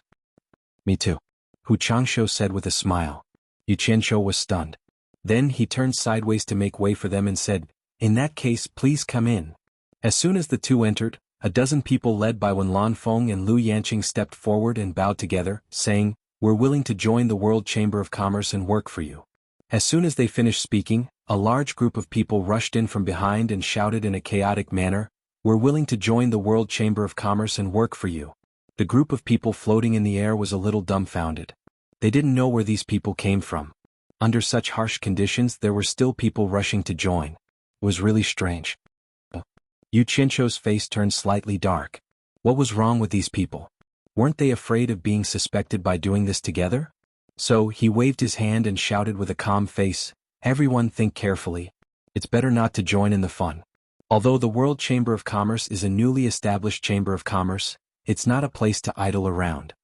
Yunnan Tian, dressed in a white robe, squeezed out and cupped his hands, saying, "I don't know about others, but if I wanted to idle around, I wouldn't come here to be restricted.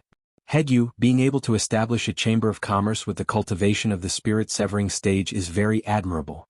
It can be said that you've fought for the pride of us individual cultivators of the spirit-severing stage. Just based on this, I'm willing to serve the World Chamber of Commerce." Then he secretly transmitted his voice, "Torture Envoy, don't worry.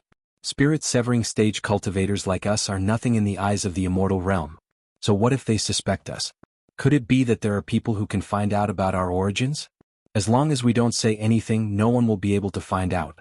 If someone wants to say anything, it'll be fake even if we pretend." "Damn it. You guys really thought it through." Yu Qianqiu grinned speechlessly. Another person in the crowd raised his arm and shouted, "I'm also here for the World Chamber of Commerce. Other than the World Chamber of Commerce, I'm not going anywhere." With this shout, the crowd's emotions immediately surged. One by one, they raised their clenched fists and strongly requested to join the World Chamber of Commerce. It was as if they wouldn't join the World Chamber of Commerce. The atmosphere at the scene was a little chaotic, and the shouts were a mess. The people floating in the air to watch the show all revealed mocking smiles. Someone tilted his head and whispered to the people beside him, "This is very strange." Needless to say, it must be someone deliberately sent by some family to cause trouble. The people beside him giggled and replied, "Indeed. Although these people's cultivations aren't much, their auras are extraordinary. One look and you can tell that they aren't rogue cultivators. They're clearly here to cause trouble. They might even be sent by the heartless palace that he offended before. This time it'll be enough for Yu Qianqiu to suffer." So, he's asking for it. A mere soul formation cultivator actually dares to establish his own sect. It'd be strange if no one comes looking for trouble. On the top floor, Yun Peng had already landed on the jade railing at the edge. He lowered his head and stared down with a pair of sharp eyes suffused with killing intent. Below, Wei Chuanxiu's gaze swept across the crowd like cold lightning. He opened his mouth and shouted like a bolt from the blue, "Where did these little bastards come from? You know I'm here yet you still dare to cause trouble. Do you really think that I, Green Wing Bat King, is easy to bully?" Apart from Yu Qianqiu, who knew the truth, everyone else clearly thought that this group of people from the human world were here to cause trouble. "All of you shut up," Yu Qianqiu shouted from the doorway. He was indeed a little angry. These people were simply disorganized and undisciplined. The group of people also looked at him and no longer jeered. Yu Qianqiu tossed the jade archive in his hand to Wen Lanfeng and said, "Fill in your name and go in." Wen Lanfeng quickly wrote his name on the archive, then passed it to Lu Yanqing. Just like that, the jade archives were passed down one by one, and the crowd entered the building one by one. Wei Chuanxiu, who was standing guard at the side, was starting to panic. He teleported to Yu Qianqiu's side and warned, "These people are obviously here to cause trouble. Don't provoke them." Yu Qianqiu didn't know how to explain it to him. He stared at the back of the crowd and saw a few strangers sneaking into the crowd. Judging from their sneaky expressions, it was as if they were trying to fish in troubled waters. Yu Qianqiu narrowed his eyes and transmitted his voice to the people behind him, "Damn it! Do they really think this place is some kind of market where everyone wants to come in and take a look? Listen up, everyone. Don't be afraid of trouble. We have experts here to protect us. Slaughter those people who are trying to fish in troubled waters. Consider it a good start."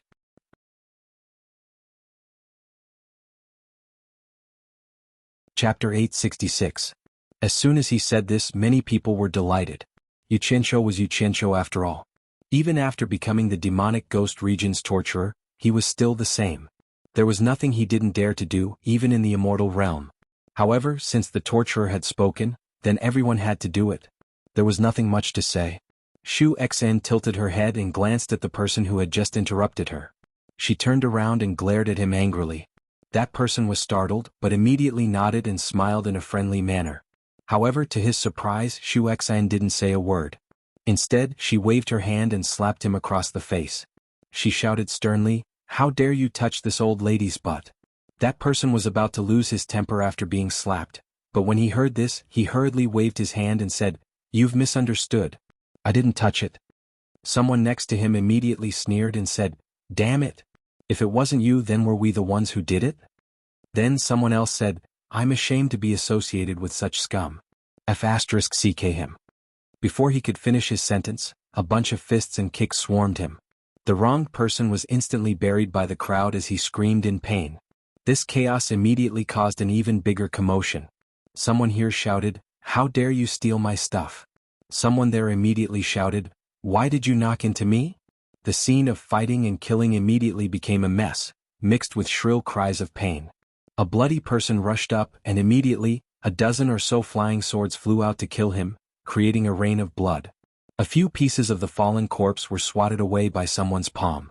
The chaos of fighting and killing ended in a short while. A few mutilated corpses were kicked out of the crowd.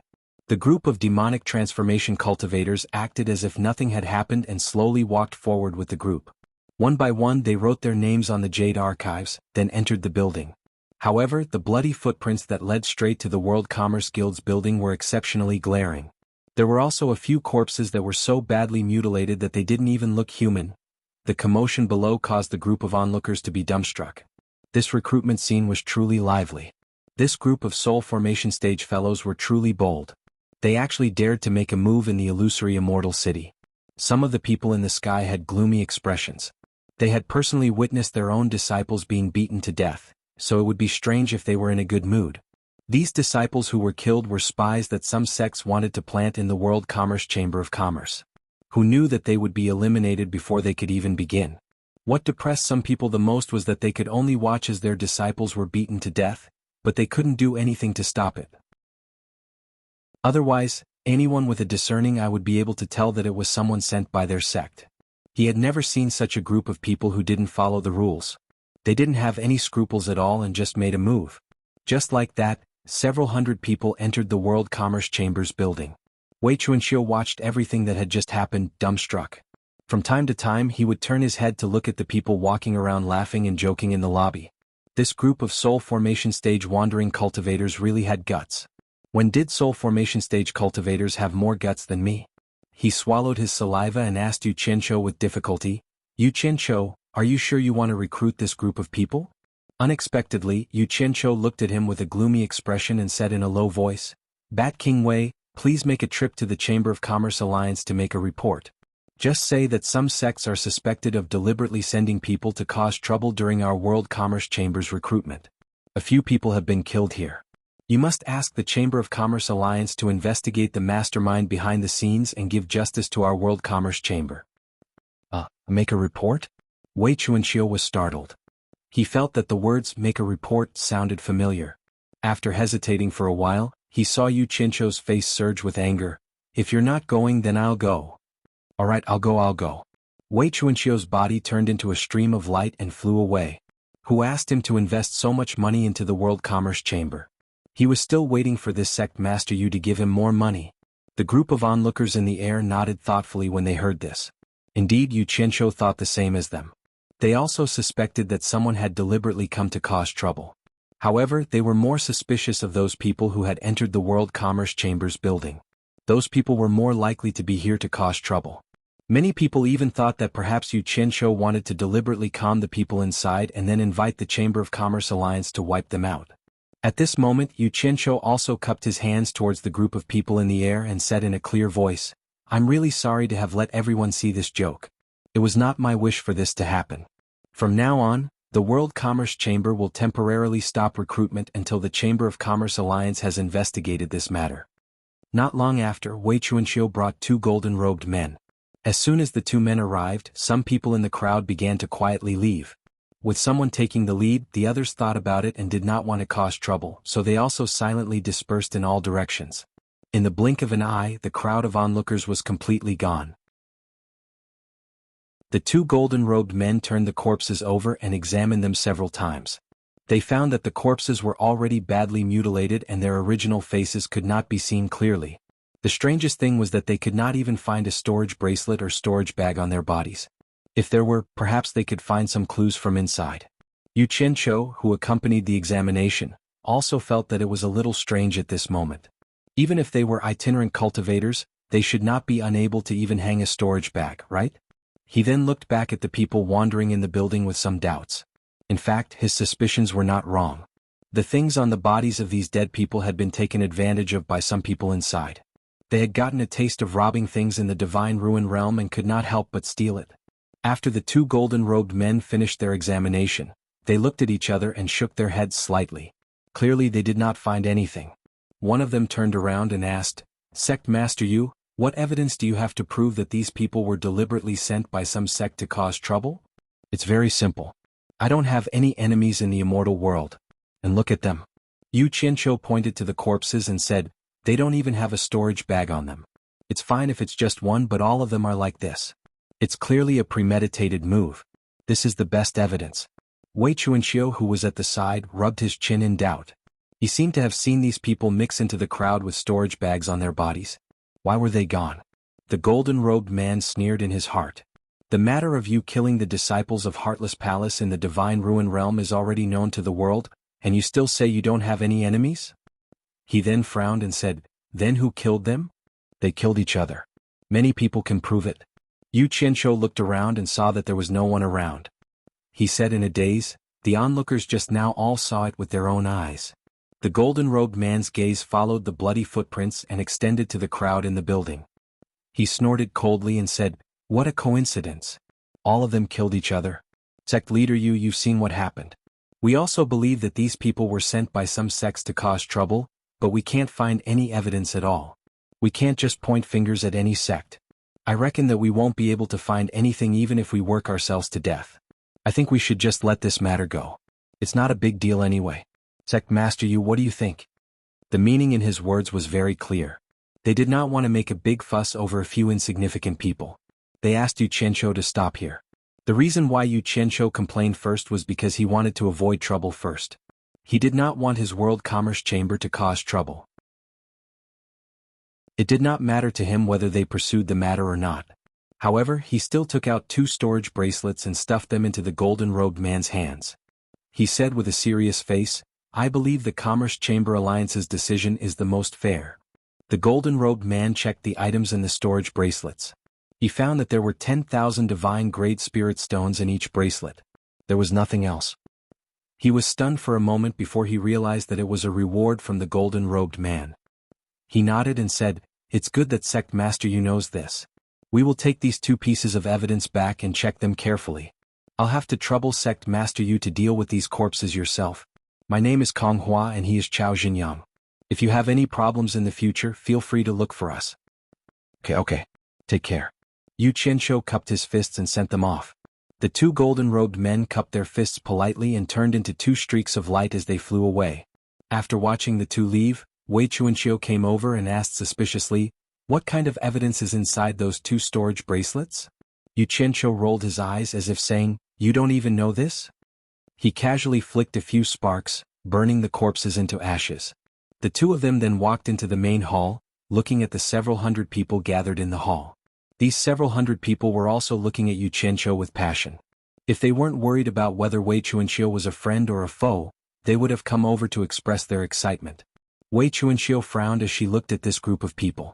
Wei Chuanqiu, on the other hand, frowned as he looked at this group of people. In his heart, he still felt a little unhappy that Yu Qianqiu had rashly accepted this group of people. However, he had promised Yu Qianqiu that he would not interfere in any matters of the world commerce. "Everyone, since you have joined my World Commerce Chamber, we are one family from now on. I don't ask much of everyone, I only hope that everyone can work together to run the World Commerce Chamber well." Yu Qianqiu pointed at Wei Chuanqiu and said, "Let me introduce to everyone, this is an early-stage Immortal Emperor expert, Green Wing Bat King Wei Chuanqiu. He is one of the members of our World Commerce Chamber. There is also a white-robed guest upstairs, also an early-stage Immortal Emperor expert. He is White Cloud Mountain Lord Yun Peng, who is equally famous as Bat King Wei. Early-stage Immortal Emperor expert." Everyone was shocked, but they were all smart people. Hearing Yu Qianqiu's polite introduction, they immediately understood that they had to have a reserved attitude towards Bat King Wei. There were some secrets that couldn't be revealed. They immediately bowed and said, "Greetings Bat King Wei." Wei Chuanqiu waved her hand indifferently and didn't say anything. Clearly she wasn't very interested in everyone. Yu Qianqiu smiled and pointed upstairs. "The 1st to 5th floors of this building are for business. The 6th floor is all guest rooms used to receive guests. Starting from the 6th floor, each floor has 25 sets of single rooms. There are 307 people here. From the 7th floor to the 20th floor, there are a total of 14 floors.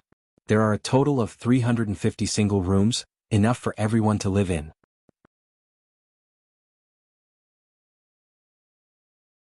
Chapter 867. Nongzhu asked curiously, "I did some calculations. The entire building seems to have 23 floors. What are the remaining 3 floors for?" Wei Chuanqiu frowned when he heard this and stared coldly at Nongzhu. "Don't ask what you shouldn't ask. Sect leader naturally knows what arrangements to make." The group of people exchanged glances with complicated expressions. They suddenly felt pity for this Bat King Wei. "It's fine." Yu Qianqiu waved his hand and said with a faint smile, "The 21st floor is reserved for us to discuss matters. The 22nd floor is for this sect leader alone. As for the 23rd floor, it's a platform. Everyone can go up and enjoy the scenery if you have nothing to do. However, it's best if everyone doesn't go to the platform right now to avoid disturbing White Cloud Mountain Lord's peace."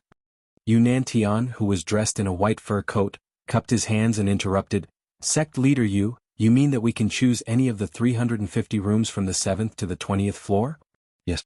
We can choose any room we want. However, there's nothing much to choose.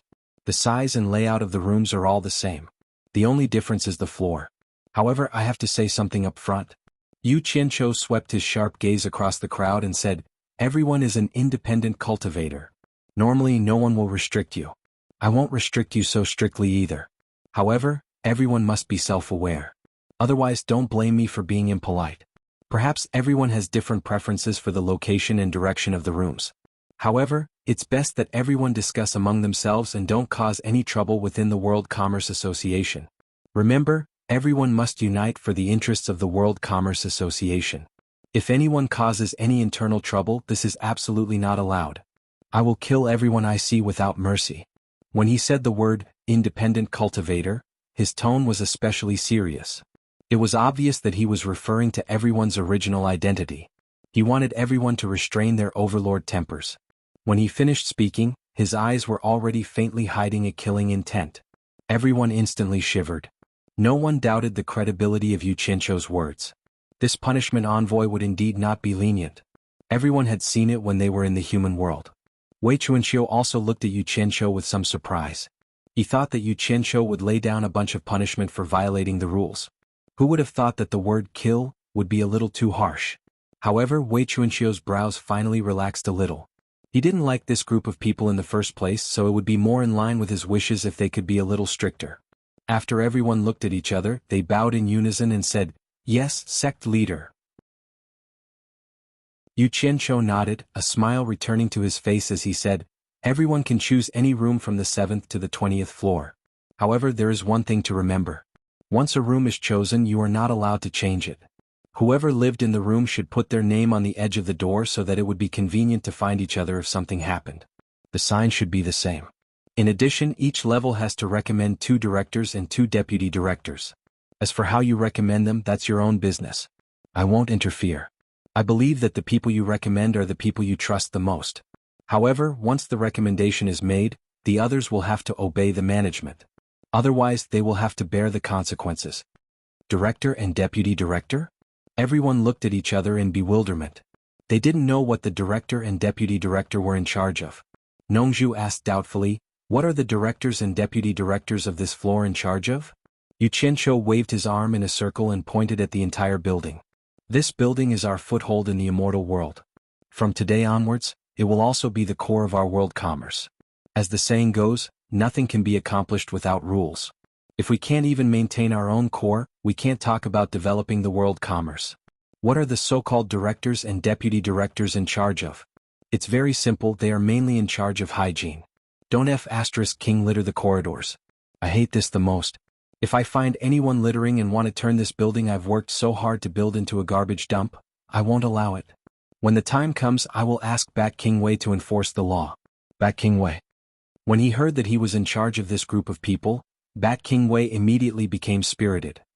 He righteously cupped his fists and said, "Here." In fact, it would be more appropriate to describe it as murderous. It made the group of people shudder with fear. Oh my.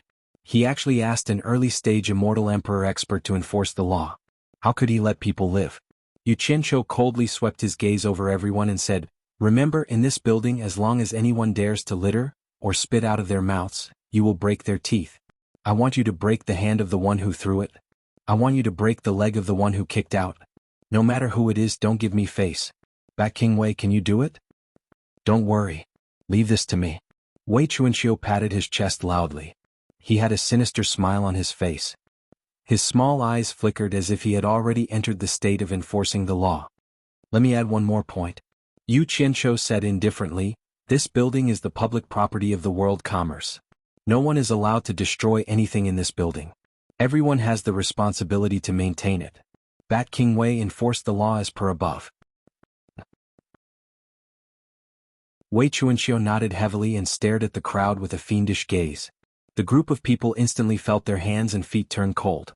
If they weren't careful one day, they might get their hands and feet broken by this guy. Of course, I don't care how you break your own things. I don't care how dirty or messy your rooms are. That's your lifestyle. But once you leave your rooms, you have to pay attention to the image of the world commerce. I'll take care of whoever dares to mess around. Yu Qianqiu roared. Do you all hear me clearly? Yes, sect leader. The group of people bowed submissively. Seeing everyone's expressions, Wei Chuanqiu clicked his tongue in wonder. He didn't know what was going on, but this group of people seemed to be quite afraid of Yu Qianqiu. It didn't seem like they were pretending, but they were really afraid. This is the reason why I asked you to recommend a supervisor and deputy supervisor. The supervisor and deputy supervisor must perform their duty of supervising the cleanliness of this floor. It's best to arrange for people to clean the floor regularly.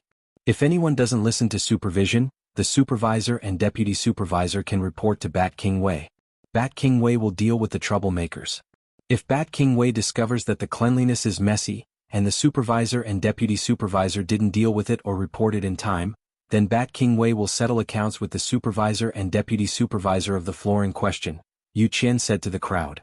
The group of people was instantly speechless. They didn't expect that after all this fuss, the torture commissioner's priority was still hygiene. He didn't mention the plan to develop the World Commerce Association at all, and he even found a scary guy to manage them. But when they thought about it, it made sense. Yu Qianqiu's intentions were very clear. In the short term, the World Commerce Association probably wouldn't recruit outsiders. With no one to clean the floor, they naturally had to rely on themselves. They were all used to being bosses, so without a strong constraint, the floor might really become a mess. Then again, they finally understood. What bullshit supervisor and deputy supervisor? It turned out they were doing a thankless job, only ghosts would be willing to do it. At this time, Yu Qianqiu took out a storage bracelet and threw it to Hu Changxiu, saying, "There are 10 million divine-grade spirit stones inside, take it and split it among everyone. Go buy some things for your rooms, I believe they can be found in the hallucinatory immortal city. I'll give you half a day to choose your rooms, buy things and tidy up your rooms." Half a day later, all of you gather on the 21st floor for a meeting. At that time, the supervisor and deputy supervisor of each floor will record down everyone's room's location and hand it to me, so that I won't cause trouble in the future. Time is limited, disperse and go about your own business. The group of people dispersed in an uproar, dashing toward the stairs on both sides of the lobby. Almost no one walked, all of them flew up, anxious to find a good room on a good floor. In the blink of an eye, the lobby became empty again. Wei Chuanqiu frowned. Don't tell me you established the World Commerce Association just to clean the floor? Don't you have any other rules? Rice needs to be eaten one bite at a time, things need to be arranged one by one. If I talk too much nonsense not to mention them, even I won't be able to remember. We'll talk about it later.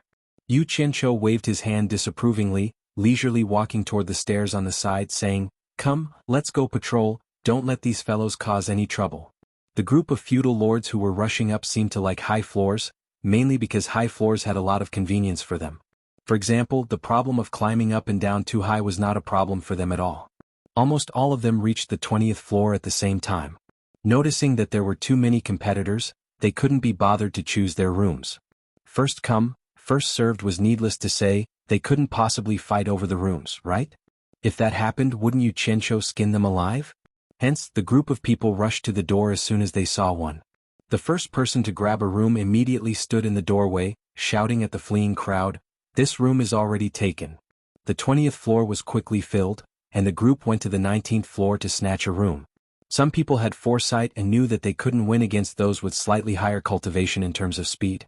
Hence, they didn't go to the 20th floor to snatch a room, and directly went to the 19th floor to occupy a room. Those who came down from the 20th floor immediately cursed, and had no choice but to go to the 18th floor to snatch a room. In the end, they discovered that every room was also filled with people, watching them make a fool of themselves. Curses immediately resounded throughout the entire building. However, they only dared to curse a little. If they wanted to make a move, they had to ask if the Devil Regent's torture envoy agreed. When they reached the 10th floor and below, no one was willing to fight anymore. To them, there was no difference between the 10th floor and the 7th floor. In the end, regardless of whether everyone was satisfied with the floor or not, they all chose their own rooms. However, when everyone entered their own rooms, their eyes lit up. They discovered that the inside was rather spacious and bright. The area wasn't as small as they had imagined, and there was enough space for them to move around. The polished jade floor was so smooth that it could reflect one's reflection. The detailed structure inside was definitely the work of skilled craftsmen, and there was a low-key luxury in its simplicity. There was a living room that was dozens of square meters, a study that was dozens of square meters, a bedroom that was dozens of square meters, and a small bathroom that was more than 10 square meters. This could be seen from the sewer pipes that were arranged inside, as well as the waterproof jade walls that were embedded in the surrounding walls. Chapter 868. Apart from the washroom, the other 3 large rooms were well lit, and they all had windows that could be opened to receive light. Someone opened the window to look outside, and suddenly found that the window next door was also open. Both parties looked at each other and laughed. When everyone heard that so many people would be confined to this building, they were somewhat unhappy and felt like they were going to be imprisoned. However, looking at the structure of the building now, Yu Qianqiu had put a lot of effort into it. From the delightful details, it could be seen that it was really a place for everyone to live, and there was no intention of confining them. What they didn't know was that Yu Qianqiu had originally planned to build a kitchen and a bathroom in every room according to what he knew in his previous life. However, after thinking about it, with everyone's cultivation, it was completely unnecessary. This was because regardless of whether everyone knew how to cook in their rooms, there was no such thing as gas in this era. If they really moved firewood into their rooms, it would be very funny. In fact, he didn't even plan to build the washroom at the start. However, thinking that humans were already used to dealing with water, it was inevitable that there would be a place to dispose of sewage, so he kept it. If they really wanted to take a bath, there was already an underground space at the bottom of the floor for everyone to bathe in. It was all pure natural mountain spring water.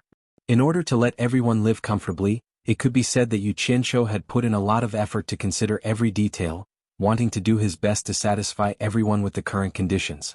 Due to the limited time after everyone booked their rooms, they threw themselves into the matter of recommending the manager and deputy managers of the floor.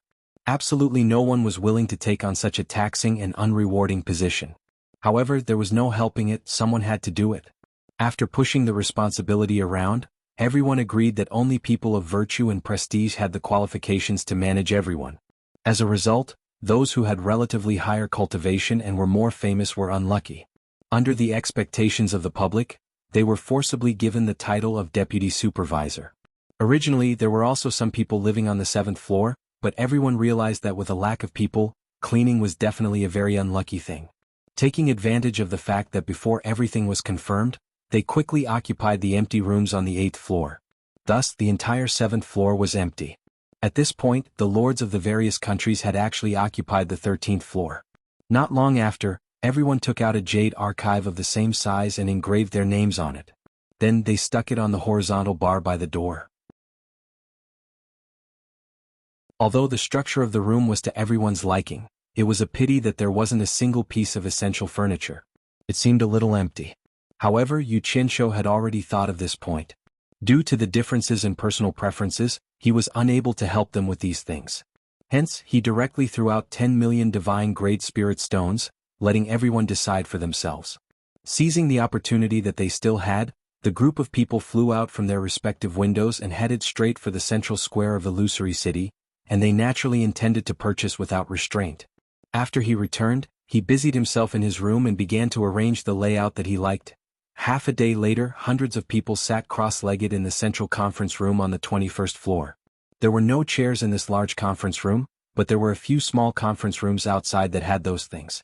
13 floor supervisors who were recommended by the crowd took out a jade archive and handed it over with a bitter expression on their faces. Inside the jade archive was a list of names of the people on each floor and their room locations. Yu Qianqiu looked at these 13 floor supervisors who were recommended by the crowd, and his stomach was filled with joy. As expected, these 13 floor supervisors were people who ranked highly in the cultivation world. Nongzhu, who had come to join in the fun, was one of them.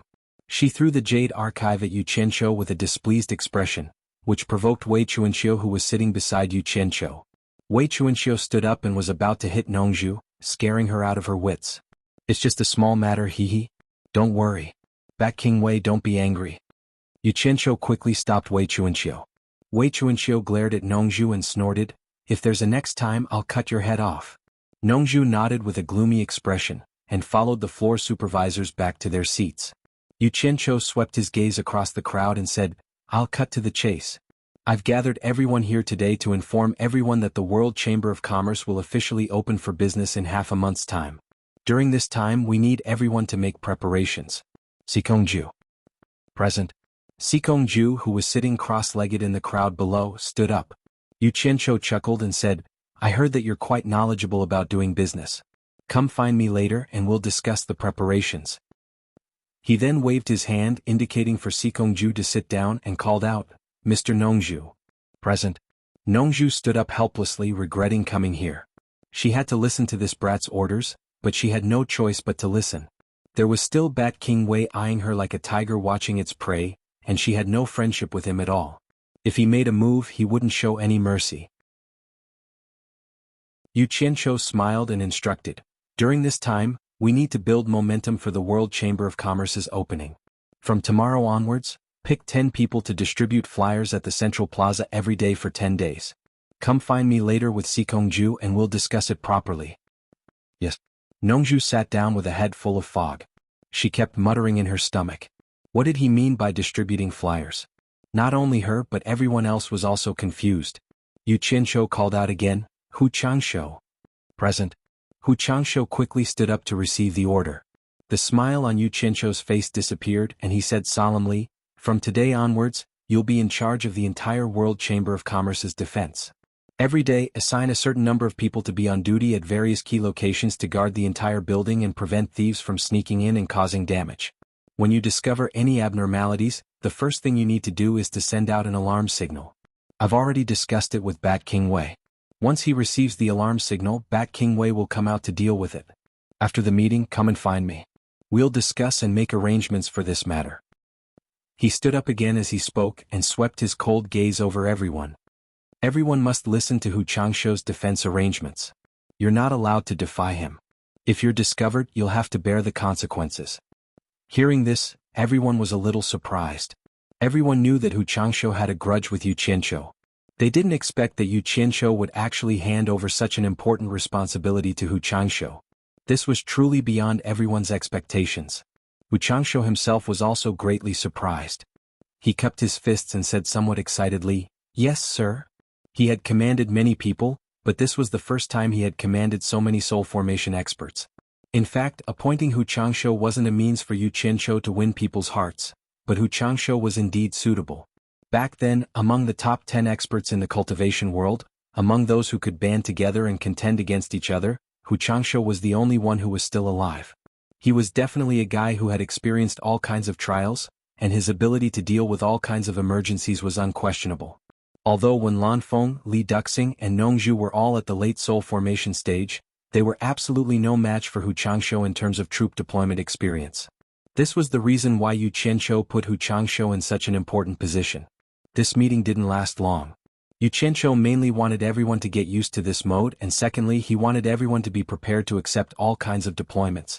After the meeting, Sikongju, Nongju, and Hu Changshou all left with Yu Qianqiu. They sat in the small conference room again and discussed the specific matters in detail. After they finished their secret discussion, Hu Changshou immediately began to arrange people to guard the entire mountaintop. Nongju's handsome face wrinkled like a bitter gourd. Handing out leaflets. That night, on the roof of the World Chamber of Commerce, Yu Qianqiu held a grand welcome banquet to welcome everyone to join the World Chamber of Commerce. No one knew where he got a lot of barbecue racks, but they were distributed on the roof of the high-rise building, and there was also a unique mellow wine. After a burst of gorgeous fireworks went off with a deafening bang, the tempting aroma of barbecue and mellow wine wafted on the roof under the endless starry sky. Wan Gu Tong's elder Wan Gi, Mythical Fire Palace's elder Huo Feng, Spiritual Cultivation Sect's elder Du Nanshan, and Skyward Palace's elder Ye Donglu. The 4 elders of the 4 sects gladly accepted the invitation and joined Yu Qianqiu, laughing and drinking to their heart's content. Actually, Yu Qianqiu had also invited Kong Hua and Chao Jinyang from the Chamber of Commerce Alliance. However, due to their identities, it wasn't convenient for them to mingle with the other sects, so they tactfully declined. The entire roof was filled with the fragrance of wine and meat and laughter. In addition to the fireworks that were set off earlier, it really attracted many people to float in the night sky to watch. Later on, Yu Qianqiu personally displayed his barbecue skills to serve the elders of the 4 sections. It could be said that he gave the 4 elders enough face. Sect Master Yu, why don't you invite Bat King Wei and White Cloud Mountain Chieftain over to join in the fun? Du Nanshan tilted his head to look at Wei Chuanqiu and Yun Peng, who were standing side by the railing. The other elders also nodded in agreement. In fact, in terms of cultivation, The four of them were only at the late Great Immortal stage, far inferior to Wei Chuanxiu and Yun Peng. However, because of their background they were qualified to share a table with the two of them. Yu Qianqiu placed a skewer of barbecued food in front of them, shook his head and smiled bitterly. You all should know that White Cloud Mountain Chieftain doesn't like crowds. Let Bat King Wei accompany him. There's no need to force it, it won't work anyway. Hearing this, the others nodded and no longer talked about Wei Chuanxiu and Yun Peng. The lords kept glancing at them. They didn't expect Yu Qianqiu to establish a good relationship with the big sects of the immortal world in such a short period of time. They couldn't help but have a little more confidence in their own future. Yu Qianqiu harvested a pile of barbecued food from the barbecue rack and placed it on the table where the elders were seated. He also sat down and smiled to them. There's a piece of news that was originally going to be announced tomorrow. Since the elders have honored me with your presence, I'll disclose it in advance. My World Commerce Alliance is preparing to officially open in half a month. I wonder if the elders have any suggestions or reminders.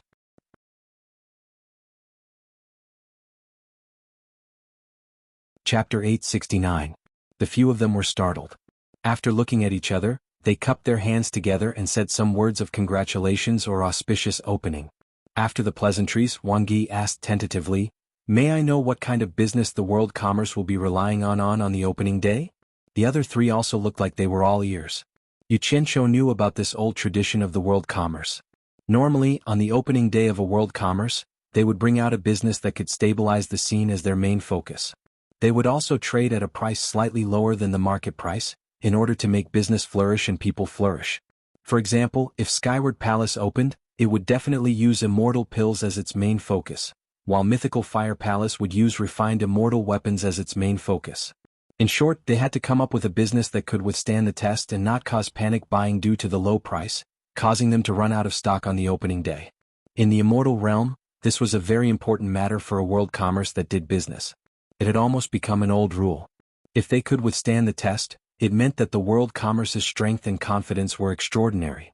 If they couldn't withstand the test, they would become a joke. Being forced to close on the opening day, if that wasn't a joke, then what was?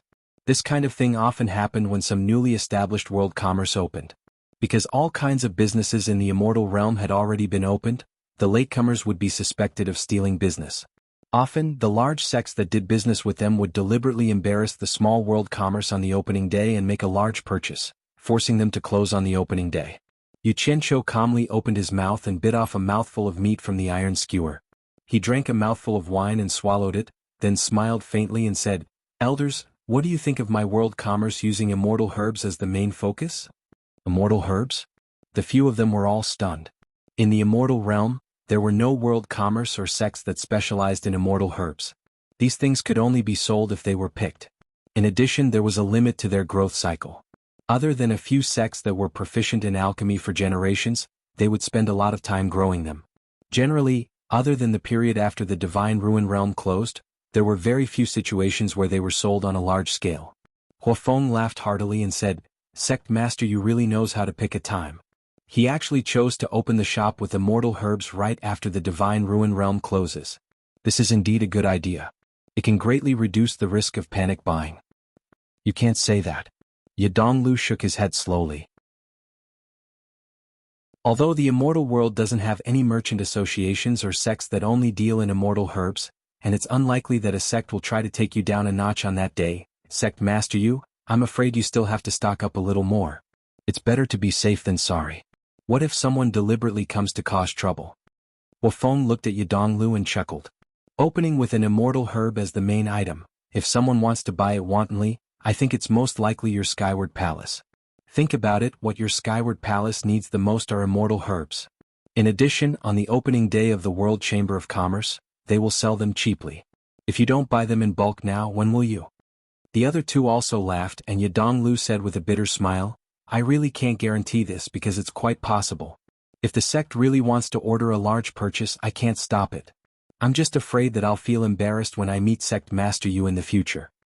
"Elder, you worries too much," Yu Qianqiu said with a smile. "The reason why we dare to open the World Chamber of Commerce this time is because we have the strong support of Wei Fu Wang and Baiyin Mountain Lord. We can't guarantee that the main items we prepare will be able to deal with the impact on the opening day, but it's barely enough. As for the rest, we'll leave it to fate." What does it matter if we close the door on that day? I don't care. The reason why he invited these people was to deliberately leak the news first.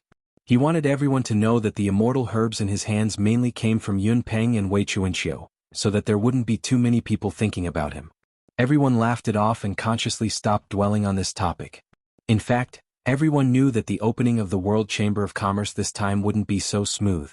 Even if Skyward Palace didn't make a move, Heartless Palace wouldn't let it go. During this time, Heartless Palace hadn't been doing well. Not only had they lost a lot of face in the Divine Ruin Realm, even the grandson of the High Priest had been killed, and even his corpse hadn't been found. And everyone in the immortal world knew that Yu Qianqiu and Heartless Palace had formed a grudge. Coincidentally, the World Chamber of Commerce was opening at this time. Based on Heartless Palace's style of seeking revenge for the smallest grievance, it would definitely be difficult to be kind. If it wasn't for Yun Peng and Wei Chuanxiu holding down the fort in the World Chamber of Commerce, not to mention openly, they would also secretly attack Yu Qianqiu. Fortunately, there were these two experts holding down the fort, but it was estimated that it would be difficult to avoid embarrassment this time, and the twists and turns in the future would definitely be endless. Late at night, the mood was over and the wine was drunk. The flickering charcoal fire slowly extinguished, and the people gathered on the roof also dispersed. When Lan Feng slowly walked away from the white jade railing, leaving behind a lonely and graceful figure. Facing the night wind, Lu Yanqing casually pulled out the hairpin that tied her beautiful hair, and her fine black hair fluttered in the night wind. The beautiful hair that had been destroyed had once again grown back to its original state, but it was unknown whether that heart was the same as before. Leaning against the white jade railing, Lu Yanqing slowly turned her head. From her fluttering beautiful hair, she could see that Yu Qianqiu was sitting alone under the night sky, supporting his head with one hand and frowning in thought. She really wanted to go over and ask him. With his current cultivation, staying in the human world was enough for him to be free and unfettered. Was this not good? Why did he have to be so busy and never stop? Just as she was hesitating, Wei Chuanxiu and Yun Peng walked over together and sat opposite to Yu Qianqiu. The two of them glanced at Lu Yanqing, and the expressions of the three of them changed. It was obvious that they were talking about something through voice transmission. As Yu Qianqiu shook his head with a faint smile, the three of them ended their conversation. Yu Qianqiu, who was about to get up and leave, saw Lu Yanqing alone and was slightly startled. Then he nodded and smiled calmly and quickly left. Wei Chuanqiu also followed and left. Lu Yanqing gently bit her lips and inadvertently met Yun Peng's gaze. Yun Peng's eyes flashed with a hint of amazement, and the two of them nodded their heads slightly. Then they turned back to look at the confused night sky. A woman in green was on one side and a man in white was on the other. From that night onwards, the two figures on the rooftop were no longer alone. However, one of them was always on this side while the other was on the other side. Every time they met, they would only nod and greet each other. Neither of them spoke a single word. The next day, the elegant Nongzhu brought 10 people with her. Each of them carried a large pile of printed leaflets to the central square of the fantasy immortal city to distribute. Nongzhu really couldn't figure out what Yu Qianqiu's brain was made of. Why did he always do such strange things? In the end, after a day, not only did they have enough of being rolled their eyes, they also had to squeeze out a smile to receive the rolling eyes and mocking remarks. The muscles on their faces almost stiffened from smiling. When they thought that they would have to live like this for 10 days, these people almost broke down. If it weren't for Yu Qianqiu, the torture envoy holding the fort, everyone would have quit long ago. However, the effect of such an alternative publicity was huge. It more or less caused a sensation in the fantasy immortal city. The news of the World Commerce Company's opening in half a month quickly spread throughout the entire immortal realm.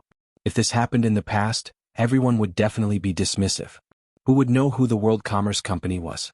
However, Yu Qianqiu's own little reputation, coupled with the sensation caused by the waterfall carvings and the tall building, brought an unimaginable effect to this publicity. The commotion made it seem like it was really going to happen. Bang! A table was smashed into smithereens. In the illusionary immortal city's Heartless Palace's branch, Heartless Palace's elder Feng Jiuru sneered repeatedly, "This Yu Qianqiu really knows how to cause trouble. One thing after another, there's no end to it. Looks like he'll be a scourge sooner or later." Her disciple Sun Luan, who was also the branch leader here, looked at the smashed table and cupped his hands. "Master, please calm down. It's just a mere Yu Qianqiu. There's no need to get angry over him. If you want to take care of him, you can do it anytime." Feng Jiru glanced over coldly. "Anytime? Then why can't you even put a few spies in the World Commerce Company? The moment you show your face you get wiped out. Do you think he's easy to take care of? Just because he has Yun Peng and Wei Chuanqiu by his side. If the sex consecrators don't show up, even I can't do anything to him. Are you stronger than me? Sun Luan was speechless. He thought about how useless his position as a branch leader was. Because of the importance of this location, the sect had sent an additional elder to oversee it. Furthermore, this elder just had to be his master.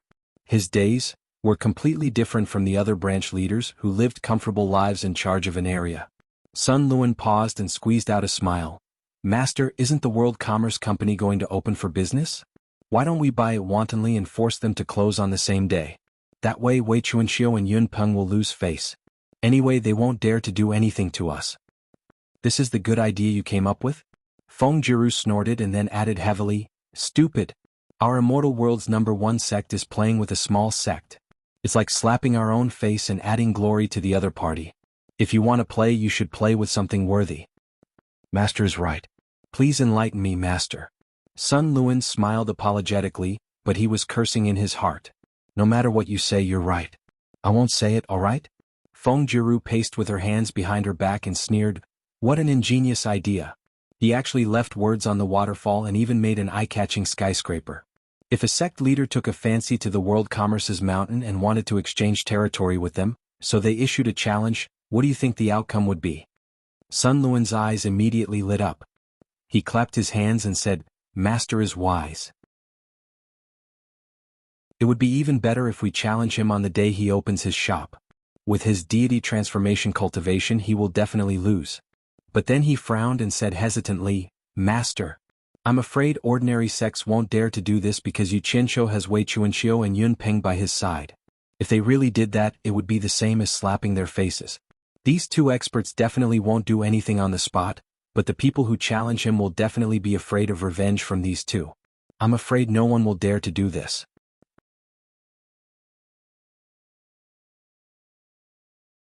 Chapter 870. Don't boost the morale of others and belittle our own. Feng Jiru sneered, My heartless palace has as many experts as there are clouds in the sky, the #1 sect in the immortal world. Let me ask you, who is more afraid of my heartless palace or those two loners? Sun Luan immediately flattered, Of course it's our heartless palace. If you really provoke our heartless palace, there will be no place for Wei Chuanqiu and Yun Peng in the immortal world. Provoke? Feng Jiru murmured and said in a deep voice, The High Deacon has been provoked to the point where he can't find a place to vent his anger. Grandpa misses Grandma If we can't even take care of Yu Qianqiu and attract the High Deacon's attention, pinching her nose and shaking Qianqiu who will be in trouble. Girl, always causing trouble. Both you and my disciple will be implicated. Don't pinch my nose. You know how terrifying the High Priest is. Hand away, frowning. Sun Luan shivered when he heard that. From now on, he thought of that old man who had eyes like a hawk. Just a glance from him could make people shiver. Seeing the resentment on Feng Jiru's expression, he burst out laughing. She ordered, still holding a grudge against the person who pinched your nose and made you cry.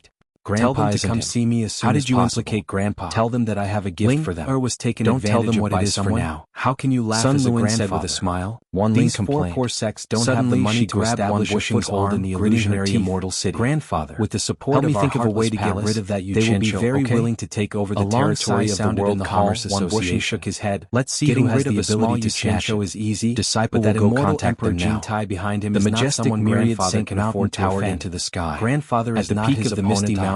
For the sake of our family, majestic palace called Myriad Saint Palace. The hall became silent. The palace was cold. After a long time, Wan Ling very few people came to disturb them. The immortal emperor has ruled the celestial world for so many years. Lightly crossed the threshold and challenge him and let him continue to rule? This is too unfair to the people of the celestial world. Grandfather, you can say this here, don't spread it outside. On the cold and aloof expression became serious. Then he smiled and said, let's not talk about this. Opened his eyes. What's new in the celestial world recently? Flashed in his clear eyes. He waved to the people below and said, The entire celestial world is under the pressure of the immortal emperor. So what can happen? Wan Ling's face bloomed with a smile. Some small fight. She lifted her white dress and ran up to sit on Wan Bushing's jade couch. She seemed to have a lot of resentment towards the high and mighty immortal emperor. Down like a waterfall. Pausing, he continued. She held her head in her arms and looked at Wan Bushing with a smile. The great consecrator of passionless palace. What does Grandpa Wan Ling to say to you? And the head of Xiaoyao Palace, Chai Xiaoyao, Wan Bushing, caused a ruckus here. Only Wan Ling dared to casually sit on this person who killed their first grandson. Even Wan Bushing's son didn't dare to touch it.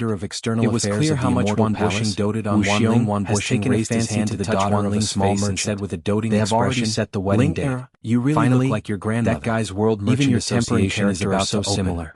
Yes, Wan Ling the grabbed last his matter hand is and the put it reason on why her I face. asked you to come.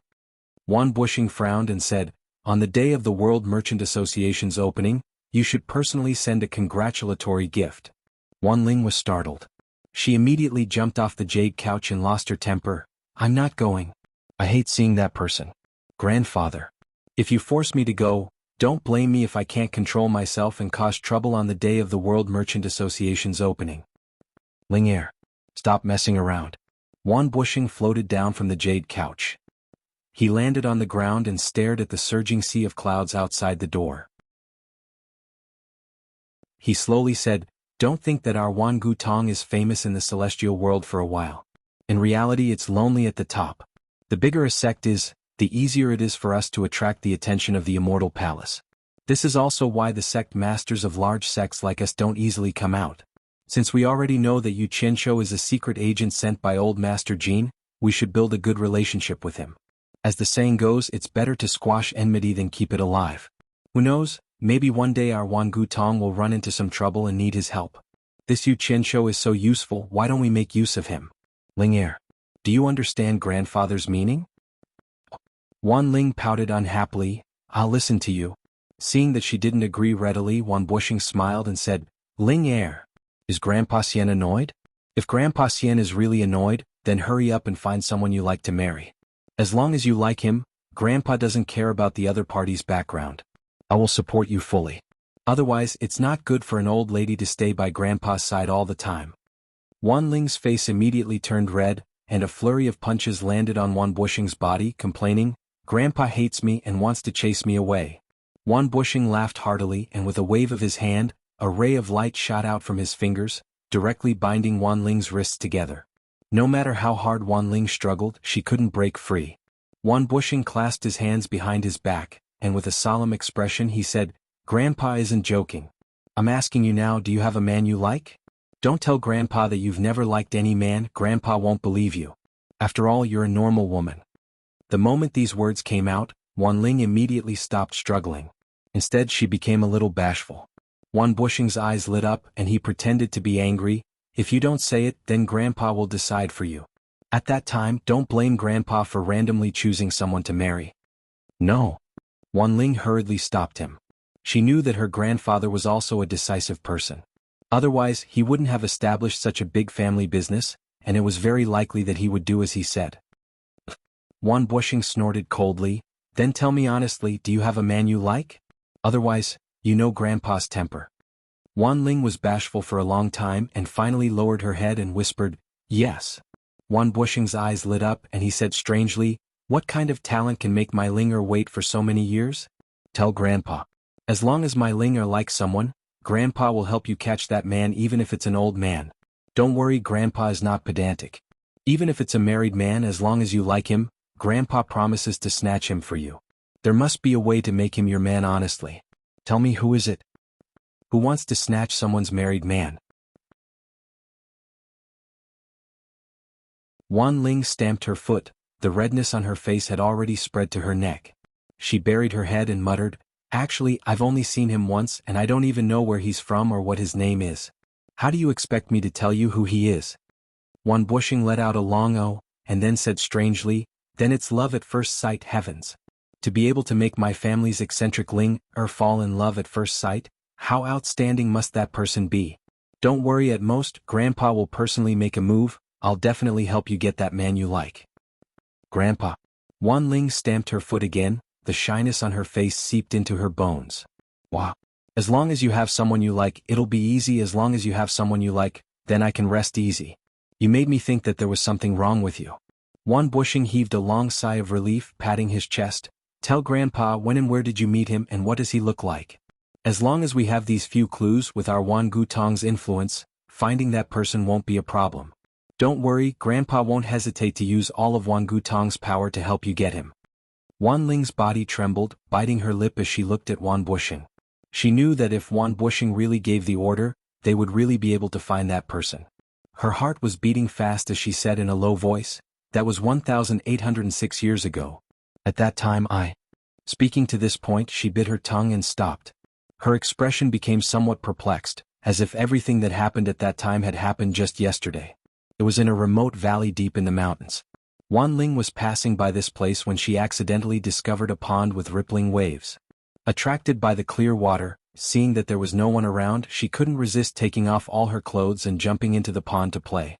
Just as she was immersed in her emotions, she suddenly noticed that there seemed to be a person standing in the reflection of the mountain.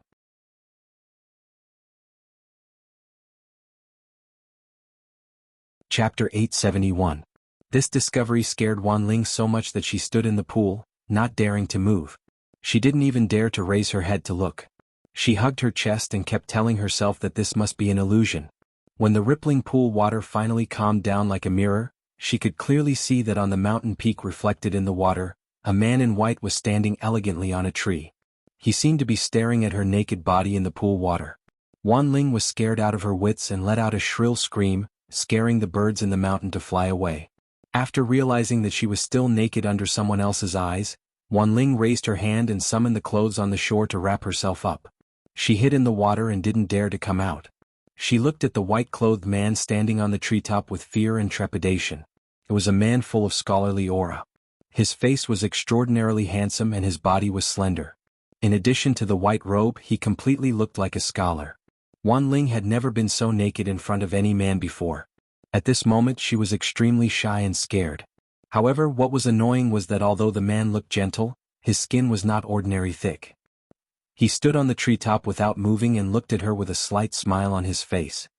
He didn't feel ashamed at all, as if she, Wan Ling, should be naked for him to see. Under the shame and anger, Wan Ling finally mustered up the courage to shout, "Where did this shameless person come from? Hurry up and leave. If you keep looking, this lady will gouge out your pair of thieving eyes." Perhaps her threat had an effect. The scholar on the treetop suddenly disappeared without a sound. Even with Wan Ling's cultivation, she didn't know how he left. Wan Ling, who was hugging her clothes and was about to flee, was looking around cautiously when she was suddenly startled. She didn't know when the scholar had appeared behind her.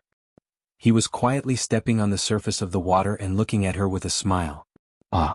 Wan Ling, who was in the pool, immediately let out a frightening scream. The scholar looked at her with a smile and ignored her, letting her continue to scream. It was also impossible for Wan Ling to continue screaming. Once she stopped screaming, she wrapped the clothes around her chest with one hand and desperately waved her palm at the man to send out a ray of light. This palm strike could be said to have gathered all of her cultivation, but the scholar still stood there with a smile, completely ignoring her attack. Invisible ripples appeared in the space before him, and Wan Ling's powerful palm strike was like a clay ox entering the sea. All the power disappeared without a trace, as if nothing had happened at all. Wan Ling instantly understood that she was not the opponent's opponent at all. She immediately screamed, "Help!" She didn't care anymore. She hugged her clothes and fled quickly. However, something even scarier happened. Wan Ling clearly saw the scenery around her fly by. She didn't know how far she had escaped, but when she stopped, she found that she was no different from not moving at all. He was still in the pool, only that he had run out of the pool and his feet were on the surface of the pool. In this way the other party would be able to see his body more clearly. "Ah!" Wan Ling screamed crazily as if she had seen a ghost. However, she was horrified to find that she couldn't hear her voice at all. The scholar opposite her walked over with a smile, raised his hand and pointed at her lightly. The clothes that wrapped around her body suddenly disappeared inexplicably. What happened next almost made Wan Ling collapse. She wanted to squat down and hug her arms to cover her body, but she found that she couldn't control her body at all.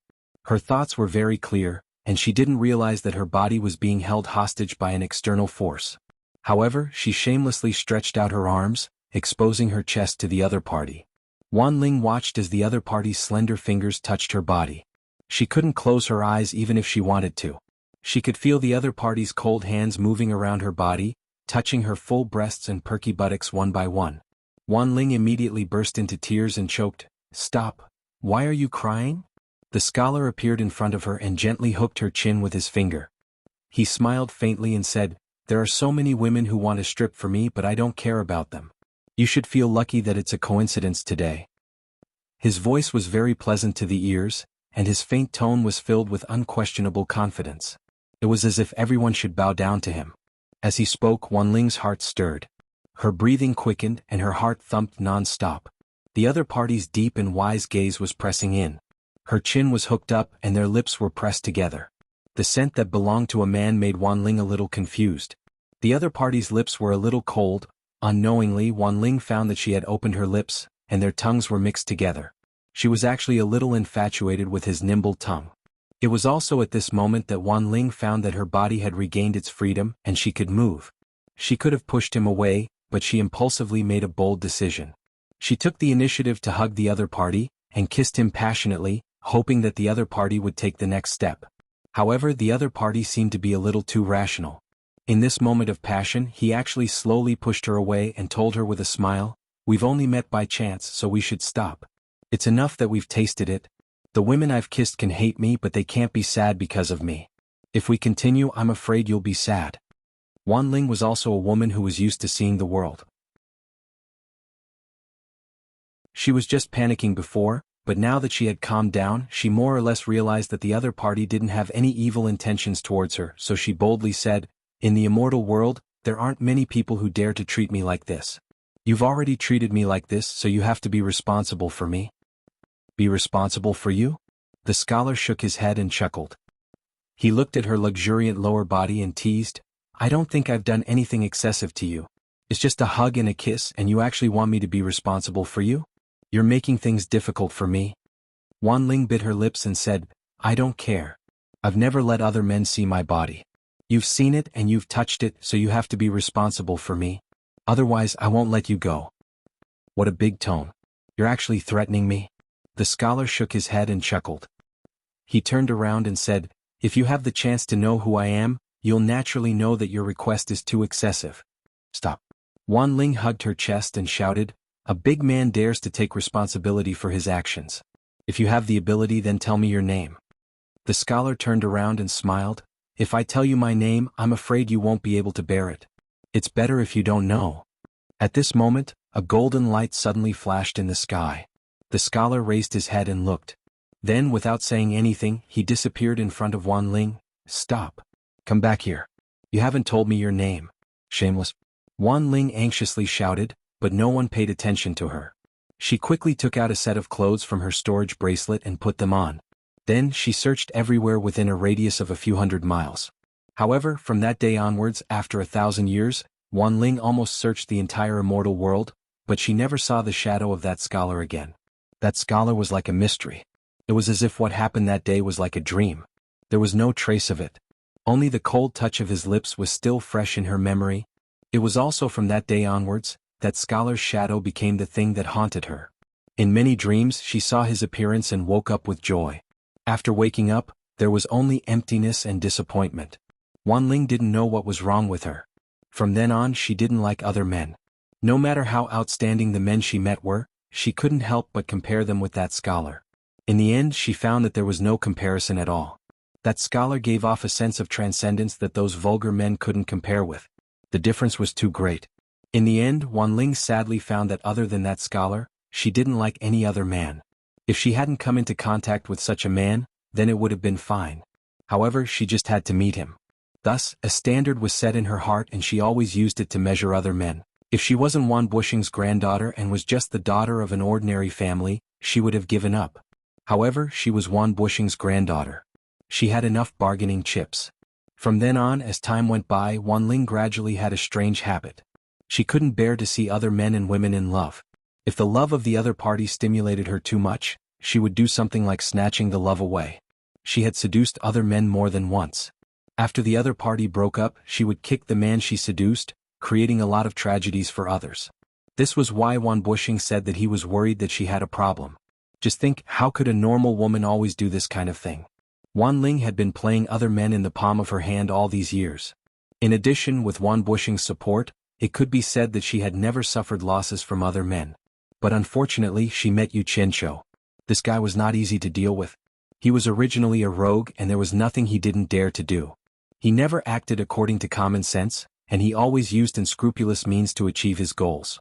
Finally, he ruthlessly tricked Wan Ling, which made Wan Ling gnash her teeth in hatred, but there was nothing she could do. "Ling, why don't you continue?" Seeing that she was in a daze for a long time, Wan Bushing finally couldn't help urging her.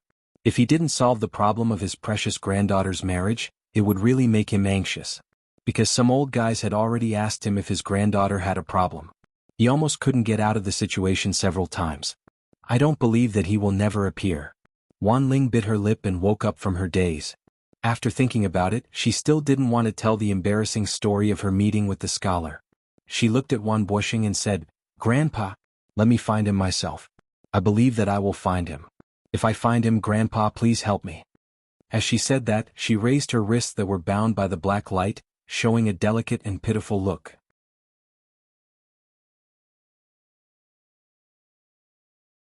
Chapter 872. The Four Links Chamber of Commerce, which had been in dire straits before, had now been refurbished and the number of people working for it had suddenly increased. Nan Tianlong was going in and out of the entrance, welcoming and sending off guests from all over. The Four Links Chamber of Commerce had swept away its decadent trend and business was abnormally prosperous. Everyone in the town knew. In fact, it wasn't just the people in the town. Everyone in the immortal world knew that the Four Links Chamber of Commerce's current situation was all thanks to one person. That was the Grand Commander of the Immortal Palace's external affairs, Wu Xiong. It was precisely because of the engagement between Wu Xiong and Mu Tianjiao that the Four Links Chamber of Commerce had undergone earth-shattering changes. As for the other large Bada Chamber of Commerce in the town, it had already been completely exterminated. Not a single person was left. The uprooting of the Eight Links Chamber of Commerce made the other small chambers of commerce in the town tremble with fear. When the Four Links Chamber of Commerce declined, there were many people who hit them when they were down, so they all moved out to avoid the brunt. At this point, only the Four Links Chamber of Commerce was left in the town. Even so, the town wasn't deserted, but rather flourished because of the Four Links Chamber of Commerce's rapid rise. The vicissitudes of life, the ups and downs, could be seen from this. Mu Bing came out of the main hall with a group of flattering people. After letting Nan Tianlong send off the guests, he turned to look at the backyard. His daughter, who had originally taken over the Chamber of Commerce's affairs, had agreed to the engagement with Wu Xiong's matchmaker. Then, she returned the Chamber of Commerce's affairs to him and rarely left the backyard. Mu Bing had always been apprehensive, vaguely feeling that his daughter didn't like this marriage at all. However, she still forced a smile and agreed to it. Even he couldn't stop it. At this time, Tao Zhong, who had become Mu Bing's trusted aide, walked over with large strides. He chuckled as he walked over and handed over a flyer. "President, the Immortal Palace is really efficient. The flyer that eldest Miss wanted to see came in just a few days. They said it was the original flyer that the World Chamber of Commerce distributed in hallucinatory Immortal City." Mu Bing took the flyer and glanced at its contents. He shook his head with a wry smile. This kid has been causing quite a stir in the immortal world recently. It can be said that he's in the limelight. He then waved his hand at Tao Zhong. "Go help Tianlong greet the guests. I will personally deliver this to you. If there are any unimportant guests looking for me, just tell them I'm not free today and ask them to come back tomorrow." Not so long ago, when had the Four Links Chamber of Commerce ever had the qualifications to treat their customers like this? But the present was no longer the same. Tao Zhong smiled and cupped his hands. "Understood. I'll go right now." Looking at Tao Zhong's departing figure, Mu Bing stood silently for a while. This person was originally Mu Tianjiao's right-hand man, but now he had become her right-hand man. Mu Bing couldn't help but sigh as he turned around and walked towards the backyard. In the backyard, the plants were verdant and the flowers were delicate, attracting many butterflies and bees. As soon as Mu Bing walked in, he heard the sound of soil being shoveled from the dense nursery. He followed the sound and saw Mu Tianjiao squatting in the nursery with a small shovel to cultivate the soil for a rose that still had dew on it. Mu Tianjiao asked without raising her head, "Father, why are you here? Isn't it very busy outside?" Mu Bing glanced around and found that the originally barren nursery was now filled with roses. He couldn't help but curiously ask, "How did you fall in love with roses?" Mu Tianjiao gently smiled as she busied herself. "I accidentally heard Tao Zhong mention it and suddenly felt that I liked it, so I planted it. He said that roses are cold and drought resistant. They don't have high requirements for soil and are very adaptable. The worse the environment, the brighter they bloom, and they can compete with other flowers for fragrance. But there are also drawbacks. They don't like sunlight as much as some flowers. If there's too much sunlight, the petals will easily dry up and lose their luster." Mu Bing trembled as he looked at his daughter's attire. Her originally valiant and formidable-looking attire had now been changed into a woman's attire. His voice trembled as he asked, "Qianjiao, are you talking about yourself?" The small shovel paused for a moment before continuing. Mu Qianjiao lightly smiled. "Father, you're thinking too much. Flowers are flowers and I am me. How can we be confused? Now that the Four Links Chamber of Commerce's business is getting better, it must be very busy. Please forgive me for being unfilial. I want to be lazy before I get married. Please forgive me, Father." "Are you blaming Father in your heart?" Mu Bing smiled miserably. "Yes. It's all because I'm useless. I have to rely on my daughter's life in exchange for the Chamber of Commerce's future. Qianjiao, if you don't want to marry Wu Xiong, then tell me honestly. Don't lie to me. I'd rather the Four Links Chamber of Commerce collapse than let you be unhappy for the rest of your life. I'm going to break off this marriage." The small shovel stabbed into the ground. Mu Qianjiao stood up and turned to Mu Bing with a smile. "Father, you're really thinking too much. If I didn't like it, why would I agree? Don't you know your daughter's temperament? No one can force your daughter to submit. Is it true?" Mu Bing stared at Mu Qianjiao. "Tell me if it's true. Don't lie to me." Mu Qianjiao didn't dare to look straight at him. She shifted her gaze and said, "Of course it's true." Suddenly, she saw the list in Mu Bing's hand and exclaimed softly, "What's that in Father's hand?" Mu Bing was startled, then smiled. "Haven't you always been paying attention to the World Chamber of Commerce's news? You said the rumors are unreliable?" As he spoke, he handed the list to his daughter. "This is what Tao Zhong asked Wu Xiong to send to protect you. It said that the World Chamber of Commerce distributed the original flyer in Fantasy Immortal City." "You used Wu Xiong's men?" Mu Qianjiao's outstretched hand trembled slightly. Then she took the flyer and looked at it. On it was written, "Thanks to everyone's care, the World Chamber of Commerce will officially open on the 25th of this month. At that time, friends from all over are welcome to come and support us. World Chamber of Commerce's president cum sect master, Yu Qianqiu, thanks." "It's fine to use Wu Xiong's men, right?" Mu Bing hesitated. A trace of helplessness flashed across Mu Qianjiao's face. She forced a smile and said, "Father, Wu Xiong's men are also from the Immortal Palace. When have you ever heard of a sect having the right to command the Immortal Palace's men? Wu Xiong sending people to protect us is his kind intentions, but we can't justify using the Immortal Palace's men. Since we've already done it this time, let's forget about it. However, I hope that Father won't do something like this again. Being able to borrow the power of the Immortal Palace is already enough for our Four Links Chamber of Commerce to develop. Don't go overboard or you'll bring disaster upon yourself. You must know that the master of the Immortal Palace is the Immortal Emperor, not Wu Xiong. I hope that Father will remember this." Hearing his daughter's words, Mu Bing also reacted. He knew that this matter wasn't appropriate. If he angered the Immortal Emperor, even 10 Wu Xiong's wouldn't be able to protect him. Thinking about the possible consequences of this matter, he felt a lingering fear. On the side, Mu Qianjiao tilted her head to look at the flyer in her hand and faintly sighed. "World Commerce's president and sect master Yu Qianqiu? I originally thought that our Four Links Chamber of Commerce was already developing fast enough. Who would have thought that this Yu Qianqiu has already established his own Chamber of Commerce in the psychedelic Immortal City? I wasn't wrong about him. He's a capable person. Truly amazing. Don't worry. It won't be long before we can also buy our own mountain in the psychedelic Immortal City and open our business. At that time, I'll add another 40 billion and register the Four Links Chamber of Commerce as a full-service Chamber of Commerce. We'll carry forward our Mu family's ancestral business." Mu Bing confidently patted his daughter's shoulder and said, "That fellow Yu Qianqiu's actions are all for show. It's just a gimmick to scare people. What can he do alone? If our Four Links Chamber of Commerce continues to develop at this rate, our business will only grow bigger and bigger. It won't be long before we surpass his world commerce. However, there's something I feel a little strange about." Mu Qianjiao, who didn't know what to say to her father, raised her head slightly and said, "What do you feel is strange about?" Mu Bing frowned and muttered, "If this Yu Qianqiu can really take out 50 billion, why didn't he establish his Chamber of Commerce earlier? Why did he accept our Four Links Chamber of Commerce's employment and take the risk to enter the Divine Ruins realm? Do you think it's possible that he collected some rare immortal herb in the Divine Ruins realm and didn't give it to us? After he came out, he sold it for a large sum of money and then had the capital to establish the world commerce?" Mu Qianjiao looked at her father dumbfounded. Then, she lowered her head and forcefully folded the flyer in her hand. After calming herself down, she forced a smile and said, "Father, you have to know that even though 50 billion is a very large sum of money to us, let alone 50 billion, even 100 billion can't buy the green-winged Bat King and White Cloud Mountain Lord to follow us. These two early-stage immortal emperor experts can't be bought with money. So father, don't have that kind of suspicion towards you Qianqiu. Even if you do, don't mention it to outsiders."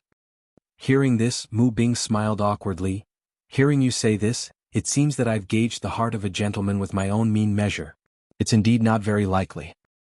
Daughter has interacted with him and carefully observed him. This person doesn't seem very proper, but he's an extremely capable person. When he's not paying attention, he's already using a series of methods. When he's not paying attention, he's already overturning the clouds and rain. Everything is within his control. This person will become a great person sooner or later. Unfortunately, I didn't succeed in roping him in. Otherwise, the future of our Four Links Chamber of Commerce would be even broader. Mu Tianjiao shook her head and sighed. "It's easy to raise 1,000 troops, but it's hard to find a good general. Our Four Links Chamber of Commerce's pool is too shallow. It's not enough for him to overturn the rivers and seas." Mu Bing frowned. "Tianjiao, I believe you if you say he's capable, but you're overestimating him too much. If he's really as powerful as you say, I'm afraid the first ones who won't tolerate him would be the big sects of the immortal world. Those big sects won't sit by and watch such a powerful person rise." This father of hers was sometimes clear-headed and sometimes muddle-headed, but most of the times he was muddle-headed was futile. No matter how much she explained, she could only pave the way. Mu Tianjiao bit her lips and said, "Father, after all, I fought alongside you Qianqiu in the Divine Ruin Realm. Now that his World Chamber of Commerce has opened, I want to personally send a congratulatory gift to congratulate him."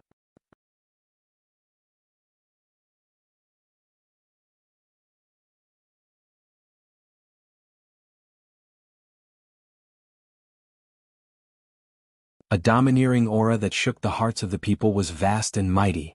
For some reason, the central peak of the Paradise Immortal Realm was split into two near the top. One section was like a crouching tiger and a coiling dragon that still stood tall on the vast earth, while the other section, which was dozens of miles in circumference, suddenly floated in the air. In the cloudy sky, a magnificent golden palace was faintly discernible. This was the famous Immortal Palace, the residence of immortal Emperor Jin Tai. It was built on the floating mountain peak. Golden streams of light flashed in and out of the lingering clouds and mist. This magnificent palace silently deterred the entire immortal realm, making all living beings in the immortal realm submit to it. On the secondary peak next to the main peak, there was a newly built palace. Rather than calling it a palace, it was more appropriate to call it a small courtyard. Not a single piece of metal could be seen in the entire courtyard. It was all built with all kinds of jade and jadeite.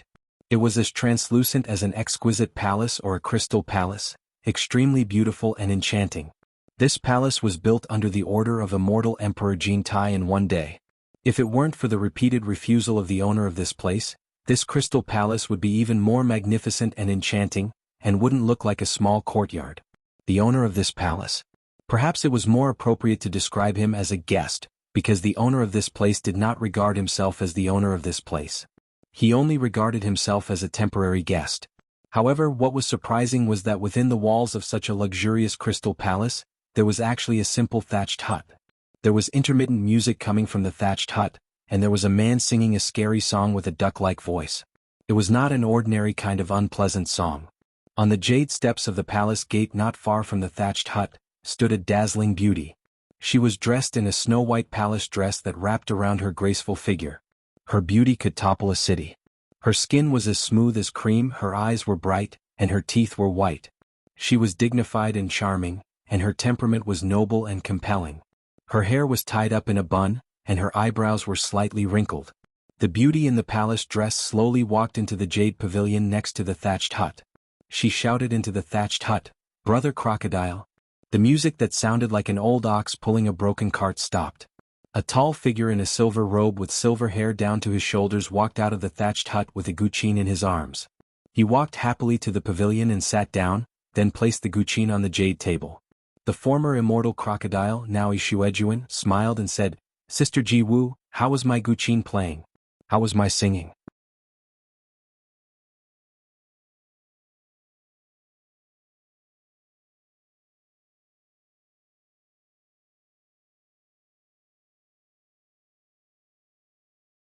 Ji Wu nodded curiously as a form of assurance.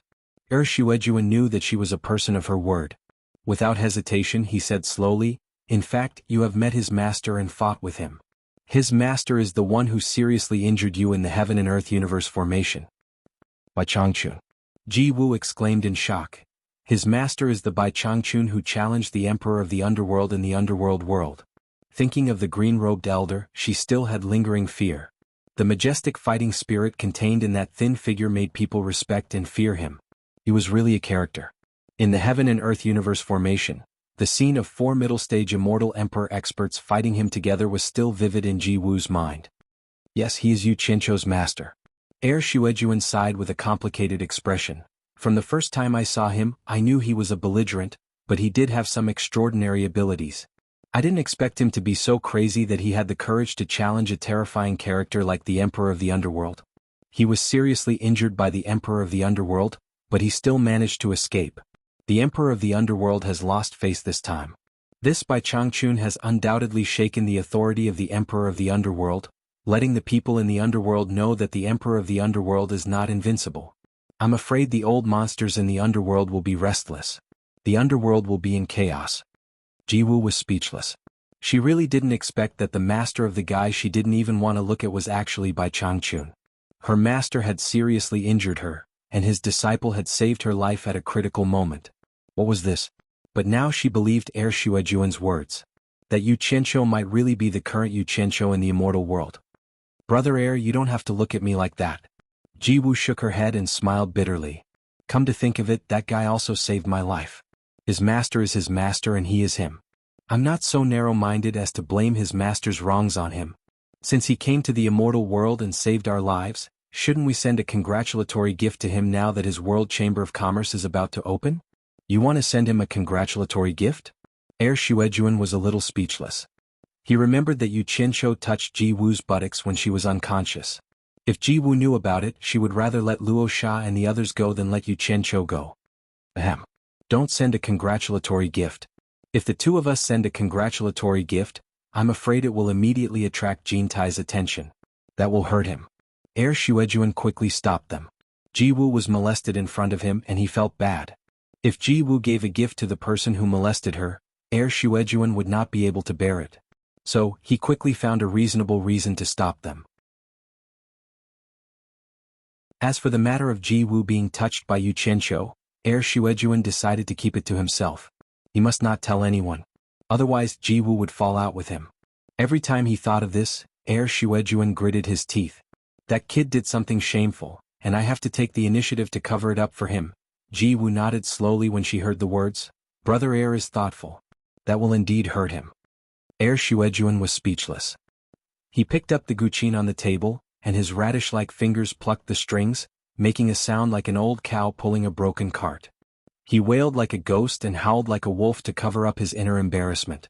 I have a flower planted in my heart, budding and waiting to bloom. Day and night, I eagerly await those who have the heart to come to my dream. The hoarse voice, coupled with the ghostly howl, immediately made Ji Wu's expression change. She immediately got up to leave. Although Shuejuan's singing was terrible, the lyrics were still very clear. Every word was enough to make people tremble. When Ji Wu heard the lyrics clearly, she became absent-minded in an instant. She actually patiently listened to it. As she listened, Ji Wu was a little absent-minded along with Shuejuan's ghostly howl. She muttered, "After love, you know the importance of love. After getting drunk, you know the strength of wine. Flowers bloom and fade in the end. Fate does not stay like the spring breeze that comes and goes. Women are like flowers in a dream." After the song ended, Shuejuan found that Ji Wu was actually listening to him seriously. He immediately said in surprise, "Sister Ji Wu, what do you think? Did I make a lot of progress this time?"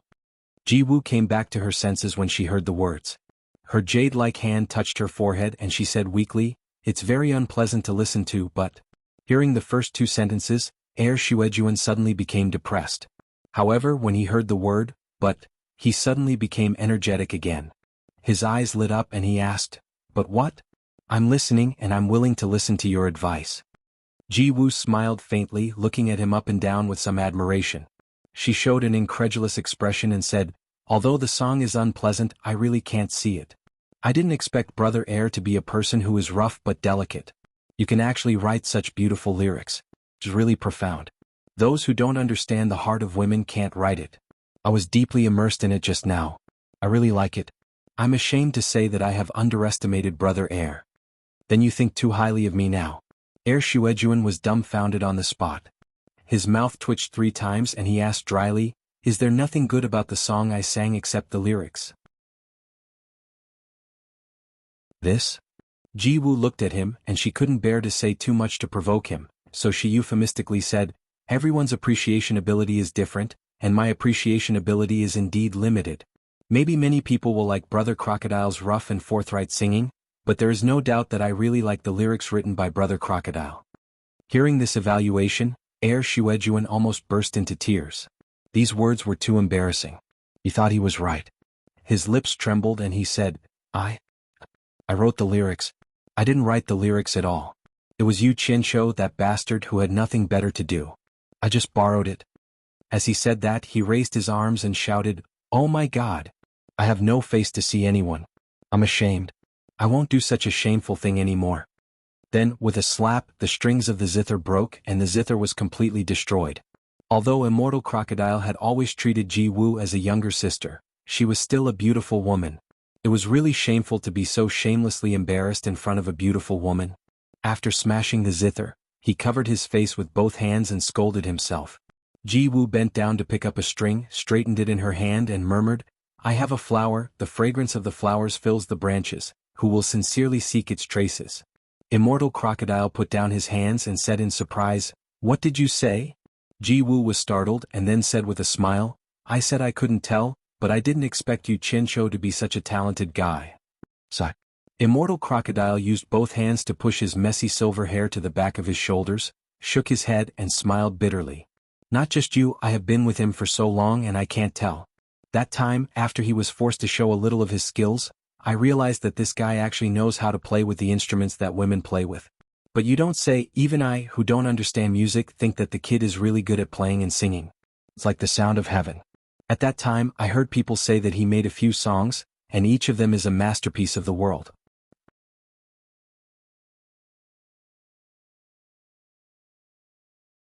Chapter 875. The song is the masterpiece of the human world? Ji Woo smiled faintly. "Brother E really thinks highly of your little brother. Is it as exaggerated as you say?" Yi Shuejuan waved his hand disapprovingly. "Anyway, I have never heard such a beautiful song, but I can't help it if you don't believe me. Anyway, I can't say anything about this nonsense." He was too lazy to explain, but Ji Woo seemed to be very interested. She wanted to get to the bottom of it. She smiled and said, "You and I have nothing to do. Why don't we have a chat? By the way, you said that Yu Qianqiu was forced to show his skills. What happened? Could it be that he could be forced to play the zither and compose the song?" "Ah, it's not the kind of coercion you said. It's like this." Yi Shuejuan still had a little conscience.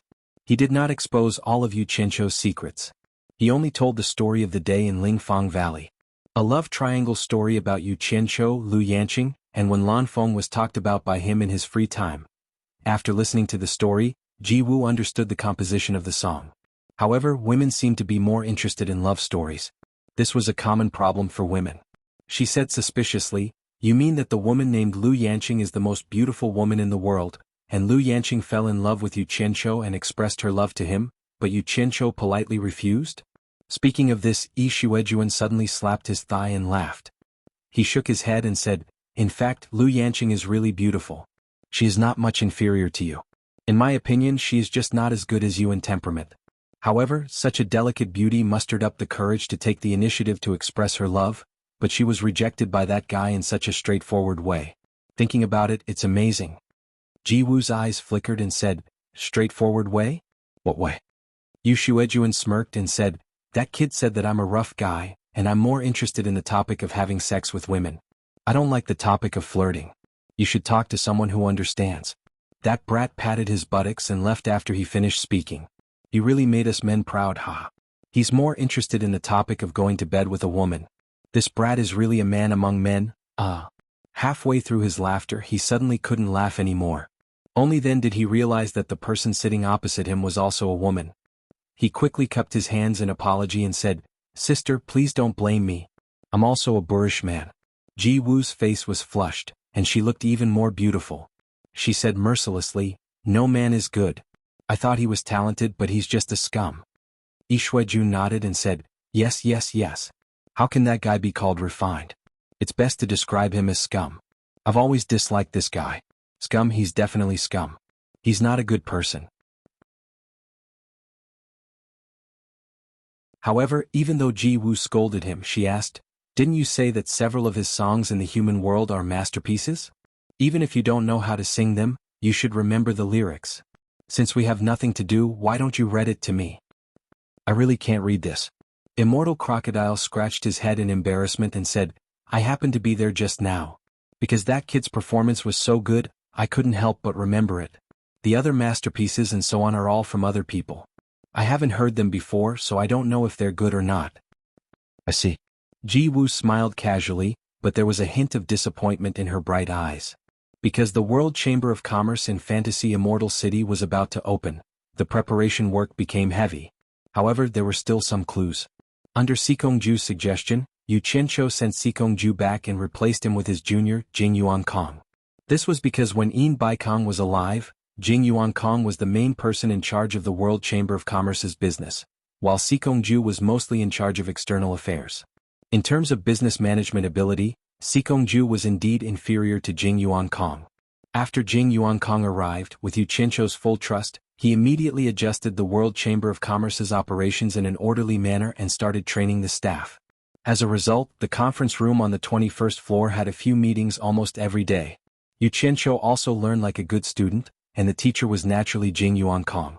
After a few business talks, everyone felt a little emotional. It was no wonder Yin Baikong could support such a huge World Chamber of Commerce in the human world. He was indeed good at doing business. However, Jing Yuankong told everyone that these were just some superficial things. Doing business was actually a very systematic knowledge. Experience was the foundation. Things that were too complicated were useless just by talking about it. Everyone had to integrate into it and put it into practice. Yu Qianqiu also didn't expect everyone here to become experts in making money for the World Chamber of Commerce. After all, the opening day was not far away. He mainly let Jing Yuankong teach everyone some business rules and instill the attitude that the customer is the immortal emperor. They shouldn't be used to being the overlord of a region and fight with the other party because they couldn't take it lying down. That would be a mess. Thus, Yu Qianqiu specially arranged for them to practice on the spot. One side would act as the bullied seller while the other side would act as the purposely difficult buyer. Wei Chuanxiu, who had always been following behind Yu Qianqiu, understood these people after a period of time and gradually felt that it was strange. He realized that although the people Yu Qianqiu recruited didn't seem to have much of a cultivation, they were all experts who could stand on their own. In terms of ability, they were definitely not the same cultivation disciples of the large sects or aristocratic families in the immortal world could compare to. If it wasn't for the fact that these people's cultivation were a little lacking, their ability to handle matters would definitely be comparable to some sect masters. They were all extremely slick and had very strong minds.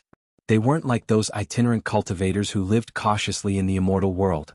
No matter how you looked at them, they were all seasoned veterans. Especially after attending a few of Jing Yuankong's lessons, he felt that it was even more outrageous. This was simply a veteran who had experienced many battles in the business world. With such rich business experience, any sect would fight to have such a talent. Why was it a soul formation initial stage itinerant cultivator? Why would such talents flock to the World Chamber of Commerce?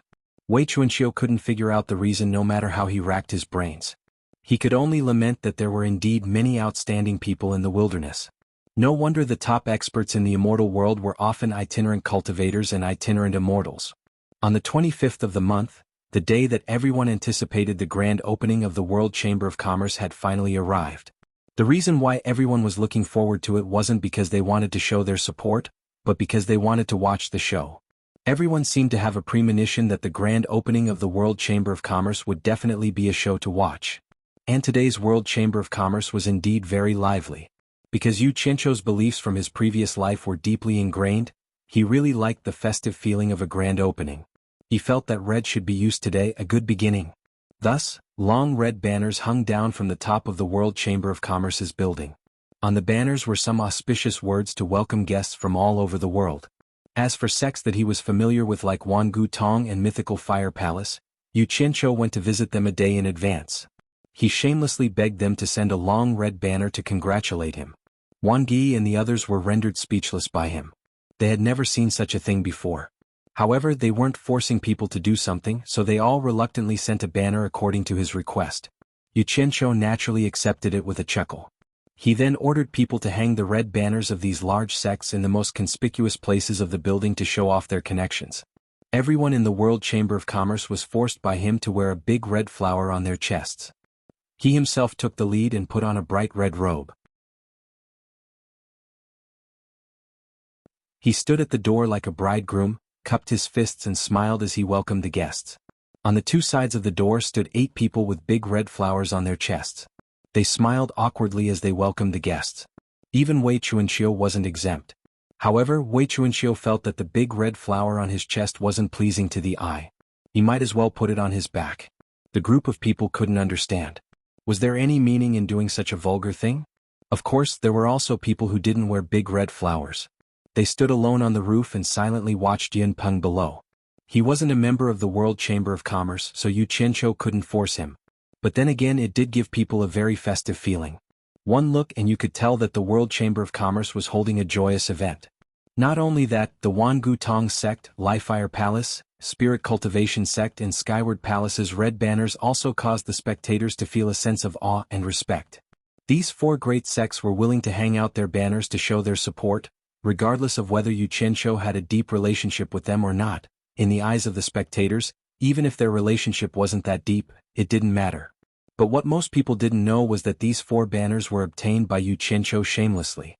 Please, please, please, please come in. Yu Qianqiu's face was a little dark as he squeezed out a smile and invited a guy he didn't know into the building. Even though he had decorated the opening ceremony to be very festive, there didn't seem to be many people coming in to support him. The number of people that went in wasn't even as many as the people he had set out to receive. But what made people's hair stand on end was that the people watching the show were densely packed in the air. Yu Qianqiu, who had been suppressing a belly full of anger, really wanted to use his violet flame-flying sword to send out 10,000 swords at the same time, knocking down all the spectators and dragging them in. However, thinking was just thinking about it. So he could only comfort himself that this was just the beginning, the main character should still be behind. Whispers and laughter filled the air. Wei Chuanqiu walked out of the door with a big red flower on his back. He stared coldly at the people in the air who were laughing at him. The deterrence of an expert was still there. Under Wei Chuanqiu's threatening gaze, all of them shut up. After waiting for a while, Yu Qianqiu, who was wearing a festive red robe, also slowly walked out. He coldly looked around. He also felt that something was wrong. The few guests that went in couldn't even compare to him in cultivation and probably couldn't afford to buy anything. Wang Yi and the other 3 families should have come to support him, but none of them came. This matter was very strange.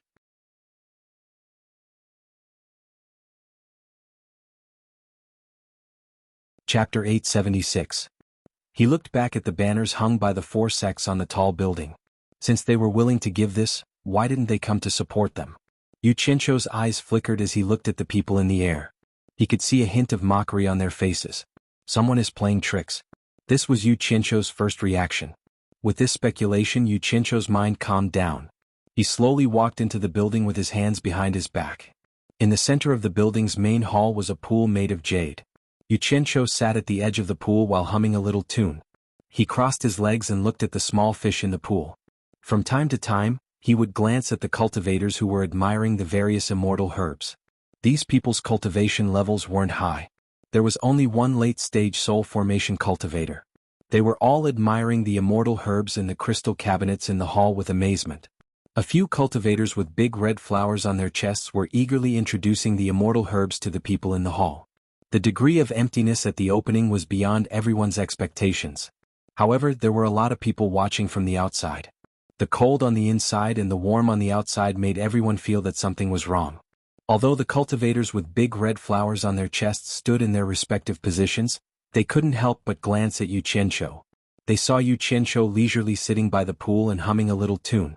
It was clear that he had a card up his sleeve. Everyone gradually calmed down. Lu Yanqing, who was guarding behind a large crystal cabinet, looked around and then looked at Yu Qianqiu.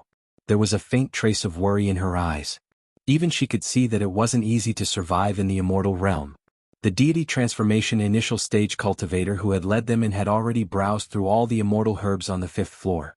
Just as Yu Qianqiu had expected, the cultivator had only come in to look and had no intention of buying them. It seemed like he couldn't afford them and was walking out of the building, preparing to leave. When he passed by the pool, Yu Qianqiu, who was sitting with his legs crossed, suddenly shouted in an unfriendly tone, "Stop right there." Everyone in the hall stared at him. That person paused and cupped his hands at Yu Qianqiu. "Sect Master Yu, are you talking to me?" Yu Qianqiu stood up indifferently and walked in front of him.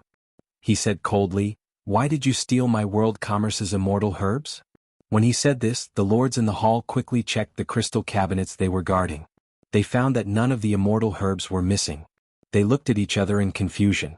That person's expression stiffened. When he saw everyone looking at him as if they were looking at a thief, he faintly felt that something was wrong. He immediately cupped his fists and explained, "Sect Master Yu, I'm afraid you've misunderstood. I didn't take anything from your merchant association.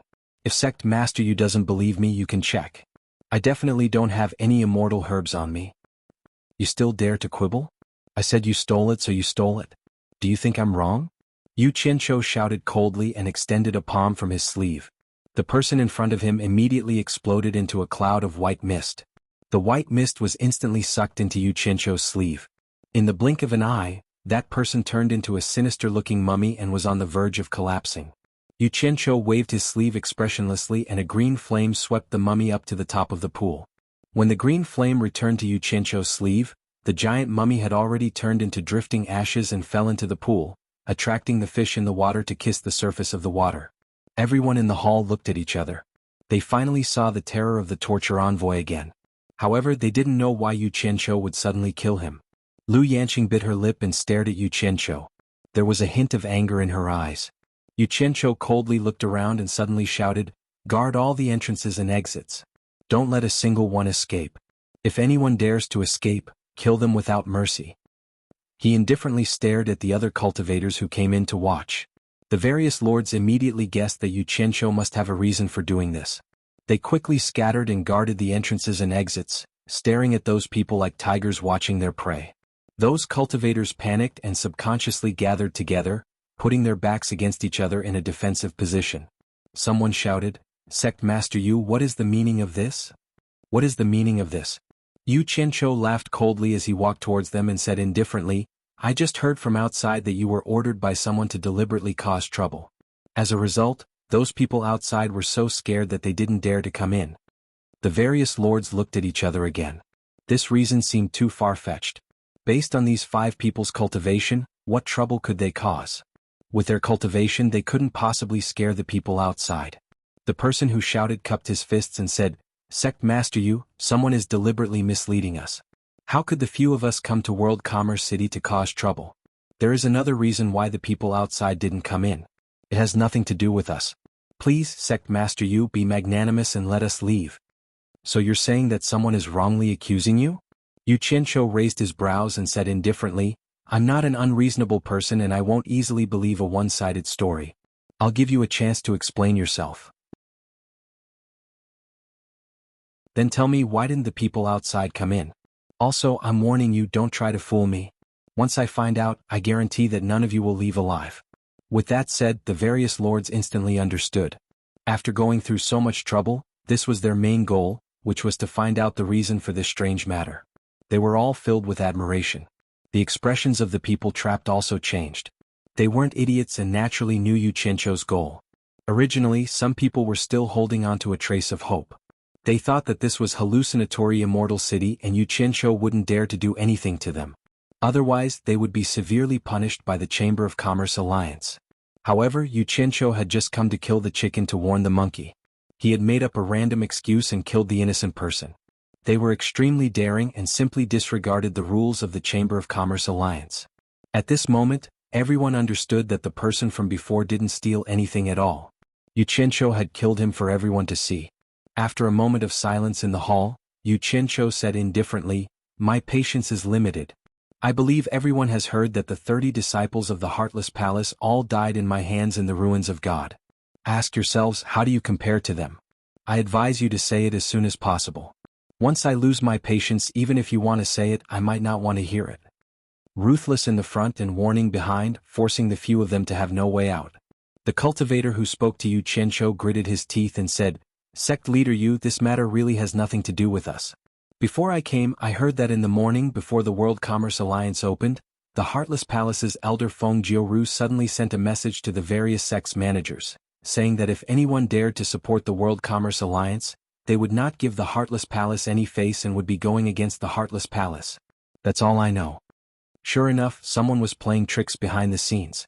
The lords of the various countries all had stern looks in their eyes. Yu Qianzhou looked at the others expressionlessly and asked, "Is what he said true?" "That's what I've heard."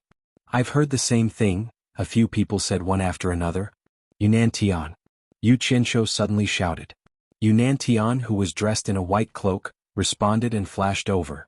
Yu Qianzhou squinted his eyes and said, "Even the loose cultivators here know about such a big thing, but we didn't hear anything.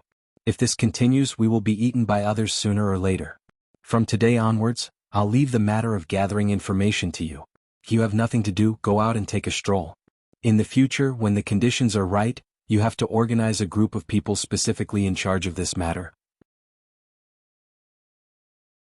Our world commerce cannot be blind or deaf. Got it?" Yunan Tian clasped his hands angrily and said, "What should we do now?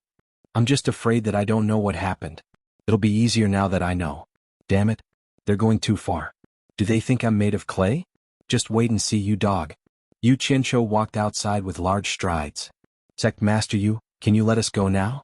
The person who had spoken to Yu Qianzhou earlier asked. In the end, Yu Qianzhou shouted without even turning his head, "Don't leave a single one alive, kill." With this order, the trapped people immediately cried out in alarm. Someone shouted angrily, "Yu Qianzhou, you despicable person, I'll fight you to the death." However, the lords of the various countries who were already boiling with murderous intent had already attacked first. Dozens of figures surrounded and attacked ruthlessly. In an instant, the hall was filled with the sounds of a fierce fight. With such a sudden commotion inside, the onlookers outside immediately knew that a fight had broken out. Before Yu Qianzhou could walk out of the door, Wei Chuanxiu, who was carrying a big red flower on his back, had already flashed in. Seeing the fight that had quickly ended inside, he said in shock, "What's going on?" Yu Qianzhou ignored him and walked to the area outside the door. He looked around coldly at the onlookers and shouted sternly, "Throw out the corpses for me." As soon as he finished speaking, a few mutilated and dismembered corpses were thrown out from inside. The onlookers floating in the air were instantly shocked. They didn't know what was going on with the World Commerce Association. Previously, when they were recruiting people, there had already been cases of people dying in a fight. Now, something like this happened again.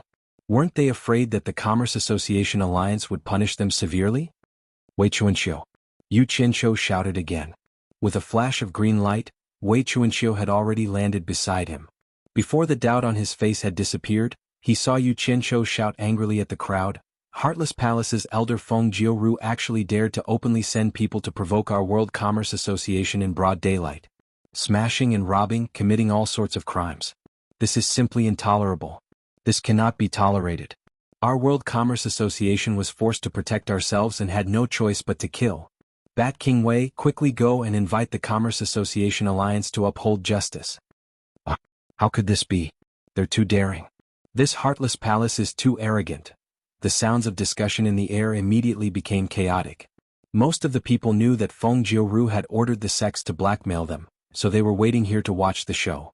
They wanted to see the World Commerce Association embarrass themselves. However, they didn't expect Feng Jiuru to be so daring. She actually sent people to smash and rob. This was a bit too much. You're tuning in to the Han Li's Wuxia Chronicles YouTube channel. We're so grateful for your support, and don't forget to subscribe to join us on this incredible journey through captivating stories. Your generosity through donations truly makes a world of difference, as it's the primary source of revenue that allows me to expand and enhance this channel for you. Thank you from the bottom of my heart for being a part of this adventure.